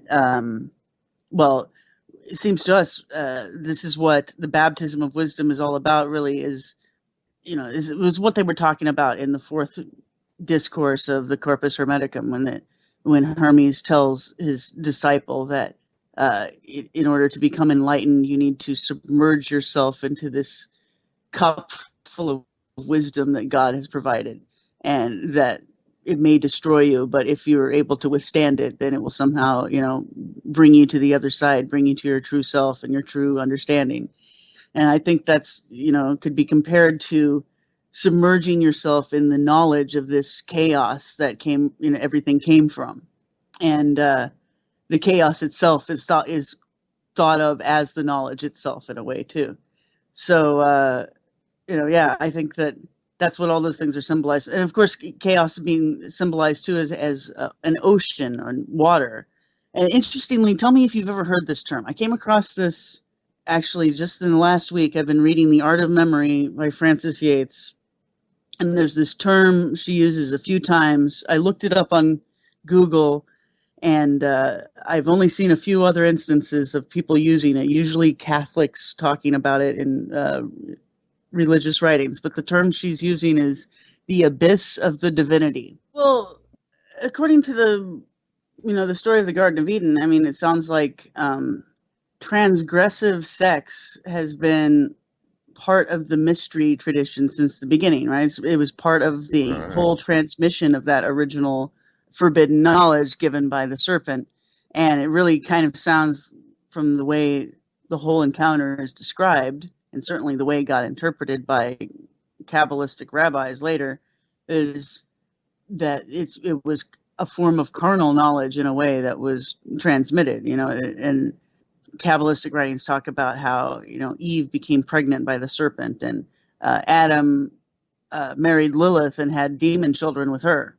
So I think those stories are trying to tell you that there's a sexual involvement somehow here. And then it seems also, if you look at the story of Lilith, really, it's because the story goes into a lot of detail talking about how she incarnates into human bodies to try to breed with important figures in history like King Solomon, particularly biblical patriarchs in that royal and priestly bloodline, ultimately resulting in Jesus. So it's interesting that you have these sex stories as part of the original corruption of man by the serpent. I think that's telling you that the serpent has some particular need for involvement with certain people, and that there's a sexual element to it. And I don't know if it's just about breeding heirs, like it's actually, the stories sort of talk about how the serpent wants to breed with humans to create heirs that will inherit thrones, and to eventually somehow get back the power that was lost to Adam in the beginning. And then there's what we wrote about in the book a lot, was about these sex orgies that became associated with, we started off talking about really the Templars and the orgies that they were accused of being involved in. And of course, we also talked a lot about these, there's a lot of stuff about monuments that were, by monuments, I mean artifacts, cups, bowls, and coffers that were discovered by this guy named Joseph von Hammer-Purgstall in the 19th century, where he claimed that these objects had belonged to the Templars. He had found them on properties that formerly belonged to the Templars, and they depict all sorts of strange orgies and things like that. And he said that these were recognizable from descriptions that the church fathers had given of different Gnostic sects and orgies that they engaged in. So we looked at all this stuff, the accusations against the Templars, accusations against different Gnostic sects, and also other Gnostic influence groups in Europe, like the Waldensians or the Cathars. And then we have actually similar accusations and similar confessions being given by witches in Europe later on. And so we just looked at all this stuff. We noticed that the descriptions of the orgies were very similar, and even the alleged reasons for some of the orgies and the elements in them were similar. It seemed to us that part of the purpose of the orgies, I guess it was twofold, really. One is to channel entities and allow them to have sex through the bodies of the participants. The other is to kind of reverse the course of nature in a way. And it has to do with, the darker aspects of certain sects of Gnosticism, where they're, really against creation. They're against the God that they believe created everything here.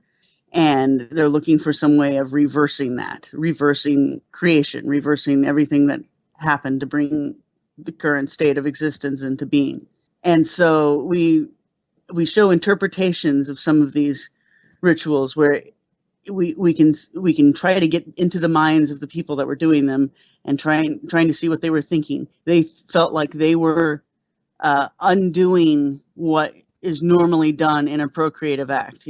Sex, of course, it's for pleasure, but also it's being driven by instincts of procreation.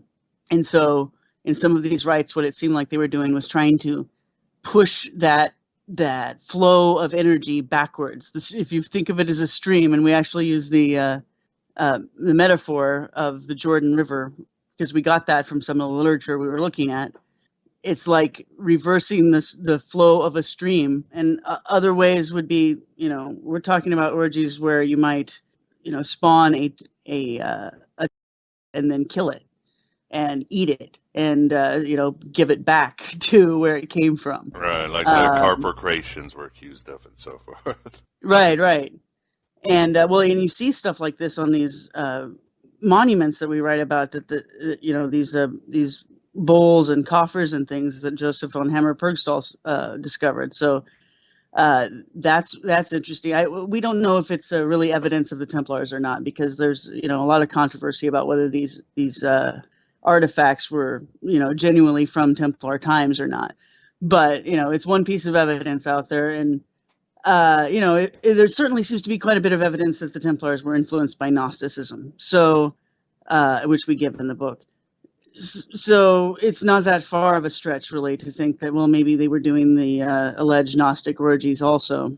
And in fact, some of the things they actually confessed to, not only under torture to the French king, but even without torture, when they confessed to the Pope's cardinals, it seems to go along with some of the sexual policies that they had in the Templar order, where they for instance, would pledge that they would never touch women, but they would actually give themselves to each other instead.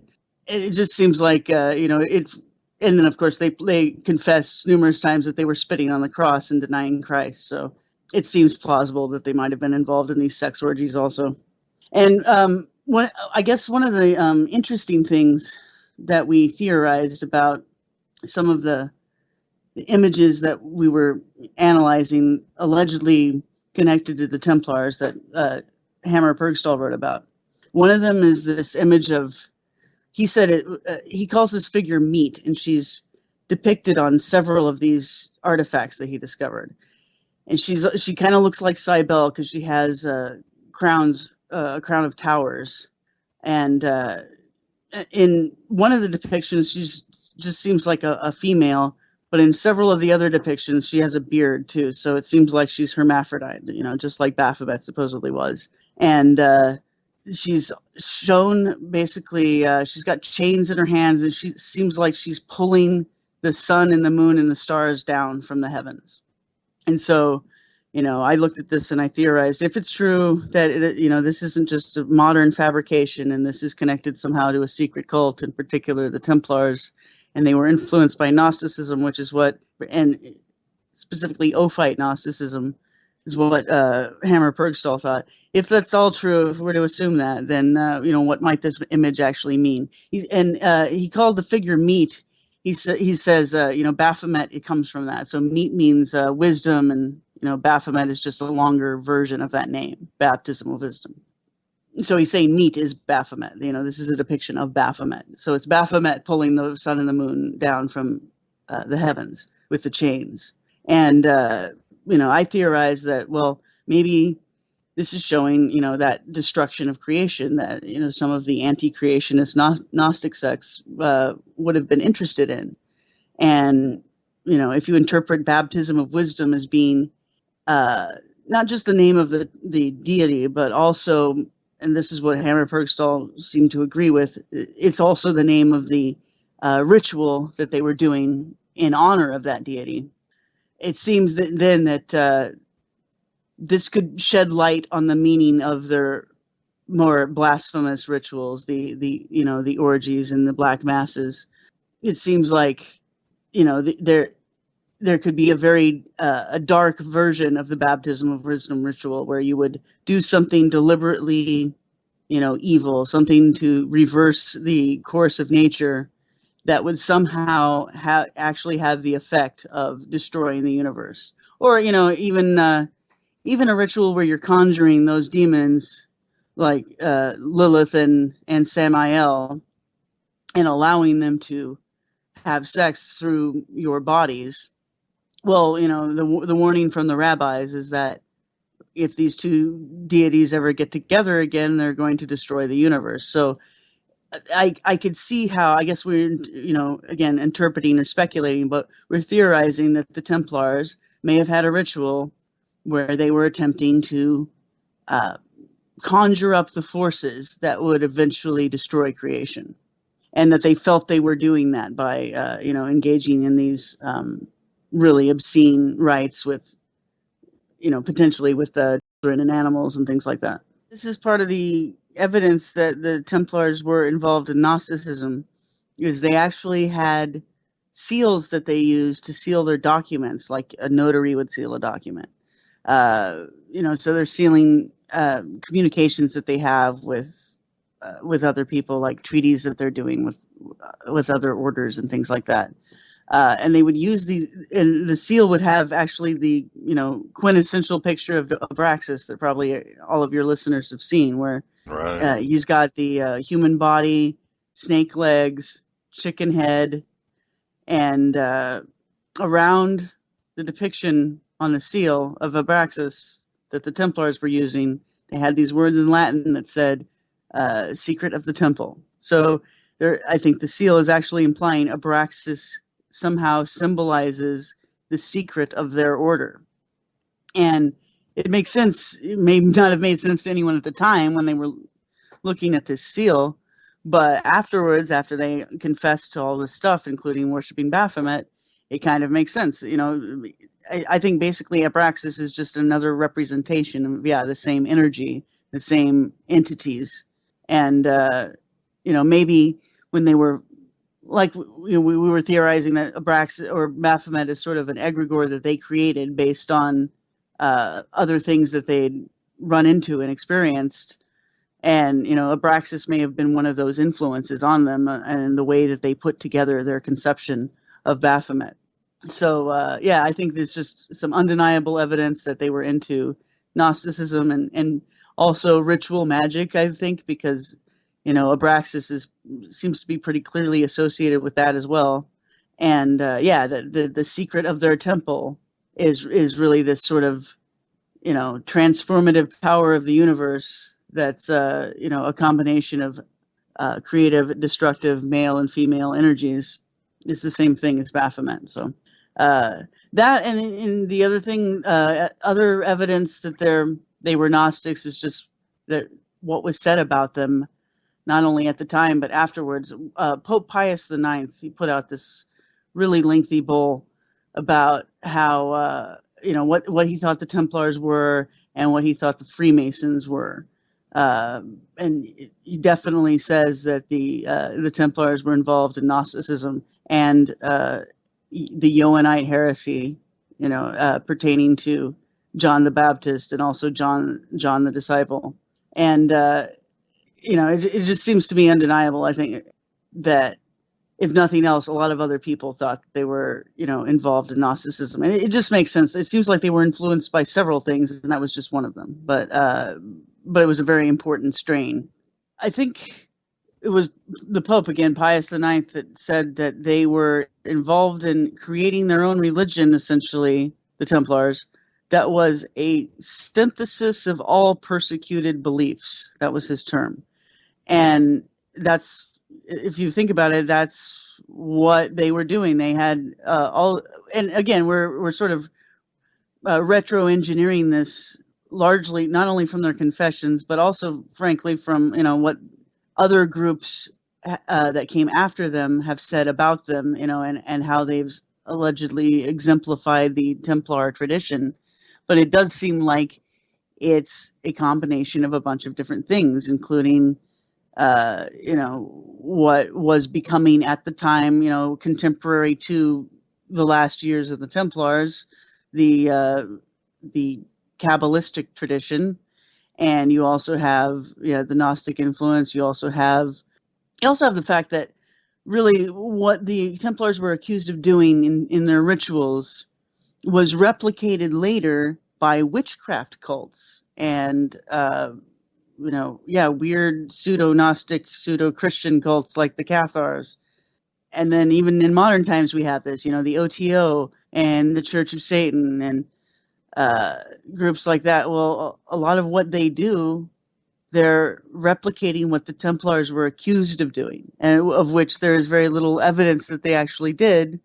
But, here you have these groups basing their rituals on the accusations made by enemies of the Templars.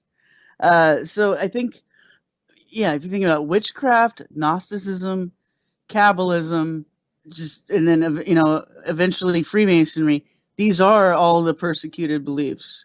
And some of them came after the Templars, but they were influenced by them. So it does seem like the Templars were creating their own religion that was practiced solely by them at the time, but afterwards, was broken open and became a movement and influenced a lot of people in what they think about religion and the way that they approach spirituality. So, it's just very interesting what their legacy was, really, beyond what they did during their own times. Their influence on the history that came after them was even more profound. And the Pope Pius IX again accused them of plotting to take over the world, and they certainly got a lot of powerful. They almost took over Europe essentially while they were around. But afterwards, their influence was even greater, and he looks at Freemasonry as the stepchild of Templarism, and the Pope is looking at that and saying, "Hey, they eventually they accomplished what they were talking about, or maybe they don't control everything in the world, but they're definitely well poised to do that. That they actually put the Freemasons in a position where they, if nothing else, changed the world, even if they didn't take it over. You look at all the revolutions that swept the world in the late 18th or 17th century, 18th century. Really, even if they didn't take over the world, they definitely remolded it. All the intelligence stuff that was going on, all the politics, all of the backstabbing sort of pissing me off. And Andrew was in mode of self-glorification to the point where it was getting, the oxygen was very thin around him. So he eventually formed an alliance with another Ukrainian Orthodox church and formed, a kind of a sustainable lifestyle based on that. And he had a lot of other priests and monks from different denominations, different Orthodox churches who joined his church, especially once he had the kind of legitimacy of his involvement with some legitimate Orthodox churches. So he attracted some other people, but some of the people he attracted were less than savory characters. And two of them were monks who were involved in rare book theft. These were guys who made their living going from library to library, whether it was university libraries, public libraries, personal collections, and stealing books. And they would steal these books. They had these big voluminous robes that we mentioned at the beginning of the program.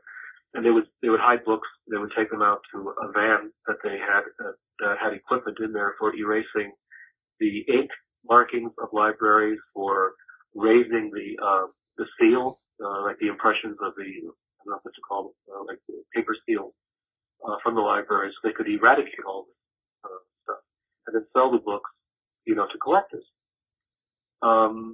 They were making a living doing this. They were based in New York City. They had a operation in Queens, in Jamaica, Queens, and they had equipment up there for processing these stolen books. And they would occasionally rebind them, or they would tear out the illustrations on the maps and sell them separately, which was, horrible crime. Yes. It was absolutely horrible and unbelievable. So they would do that. And they belonged to the Slavonic Orthodox Church. And Andrew knew about this. He knew what they were up to, and as long as they were kicking back stuff to him, he didn't really mind it very much, as long as they didn't involve him in the actual theft. So Andrew's interest was always in books of an occult nature. So he had a small collection, a growing collection of old tomes, of various kinds. And as it turned out, he had stacks of things in boxes, manuscripts, and all that sort of thing. I was over there one day, and the rest is history. I opened up the box and saw a manuscript with a Greek name, and we didn't know what it meant, Necronomicon. We thought, it means something to do with the dead. You have to understand that we didn't read H.P. Lovecraft. We weren't reading that stuff. We had no knowledge of it back in the 70s. It wasn't part of our lifestyle, to read occult fiction. So you'd never heard of Gothic horror stuff. Just wasn't there. We didn't know. So for us, the name meant nothing. Just that it meant something to do with death, with death. And there were some strange sigils and stuff in it, and it looked pretty cool, and that was really the discovery of it. I mean, it was just right there, and we said, let's do something with this. So you borrowed it for a while, yeah. Photocopied it, and then gave it back. Right. And it ended up disappearing, right? The original, yes. This was due to the fact that these book thieves then were shortly thereafter arrested by the Feds. And their arrest made national headlines. They made headlines in the New York Times, the Christian Science Monitor, everywhere, front page, below the fold, but front page. It was the largest rare book heist in the history of the United States. These guys had pulled off something unbelievable. And there's lists, very partial lists in the newspaper accounts of the universities they had gone to and the books that they had stolen. And it's, like I say, very partial. They had stolen books all over the country, including Canada and Mexico. So I think they had to make restitution somehow, give back the books they did have. They still had in their possession, and give an accounting of other books. But I mean, the task was daunting. There were just so many books that had been stolen that I don't know if they ever, gave full accounting. But the document, they stole books from all the major libraries, from all the major universities, some of which were worth, hundreds of thousands of dollars. So when they were arrested, Andrew went nuts. He was very frightened that he was going to be implicated in all of this, so he destroyed whatever he had that the monks had given him to make sure that he would not be implicated. So, do you think it's possible that that's when the original of the Necronomicon was destroyed? Well, the one that I saw, I'm sure, was destroyed. He destroyed everything. I mean, he had some very good books there. It was a shame. He had some old books on astrology, on palmistry, different languages, in French and Latin. I mean, there was a lot of interesting stuff that he had, which disappeared. I mean, after he died, no one's seen it. No one's seen any of it. He destroyed a lot of stuff. I mean, there was a lot of political stuff around Andrew lately, towards the end of his life as well. So, he kept those, he had some ornate, furnaces, stoves, these porcelain stoves, like from the Renaissance period, some beautiful pieces of, he was an antique collector. He loved antiques. And he, these were coal fired, and he just kept those things running day and night, from what I understand, as he was burning, a lot of stuff that he had. Scared to death, he would wind up in jail along with the monks who belonged to his church. And how did he end up dying? Is he dead? Well, it's a little spooky. People say it was suicide, and probably that's what it was. One of his hobbies was in gilding metal. So he would, put gold leaf on something, or he would place metals a lot with gilt. And you use arsenic in that process of electroplating. And the story is that somehow a vial of arsenic fell and he died from the fumes. But the story doesn't hold water because he had a cat in the laboratory with him, his little place in the Bronx, and the cat survived. He didn't die from any fumes. It appears as though it was either murder or suicide. It might have been suicide. His father had committed suicide a few years before. Right. So it's possible that the guilt of it had just weighed upon him. But there were political situations as well.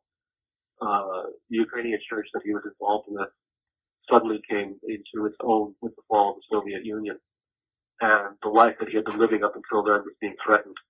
The heads of the Ukrainian Orthodox Church from the Ukraine were coming to the United States to kind of reassert their authority over the parishes and the dioceses here. And I think that Andrew knew he was on his way out one way or the other. So who knows? It could have been a combination of things. I just don't know. Well, it's so interesting, there's so many of these things in history, and you discuss a lot of them in your books, where something really significant happened, and then the proof of it disappears. And it's happened to me too, so I know it happens. Sure, it happens a lot. But it seems to happen really, with these significant documents. I mean, I guess you have a little bit of sympathy for Joseph Smith in a way. His original gold plates disappeared. Sure. Yeah, I mean, it happens. The story happens all the time. So the story is just at this point you were hanging out at the Magical Child shop. You knew Simon, and you still knew Andrew, and you knew that you became aware that he had this book, and so you copied it for yourself and gave it back, and then you and Simon and I guess some other people translated it and prepared it for publication. That's right. Okay.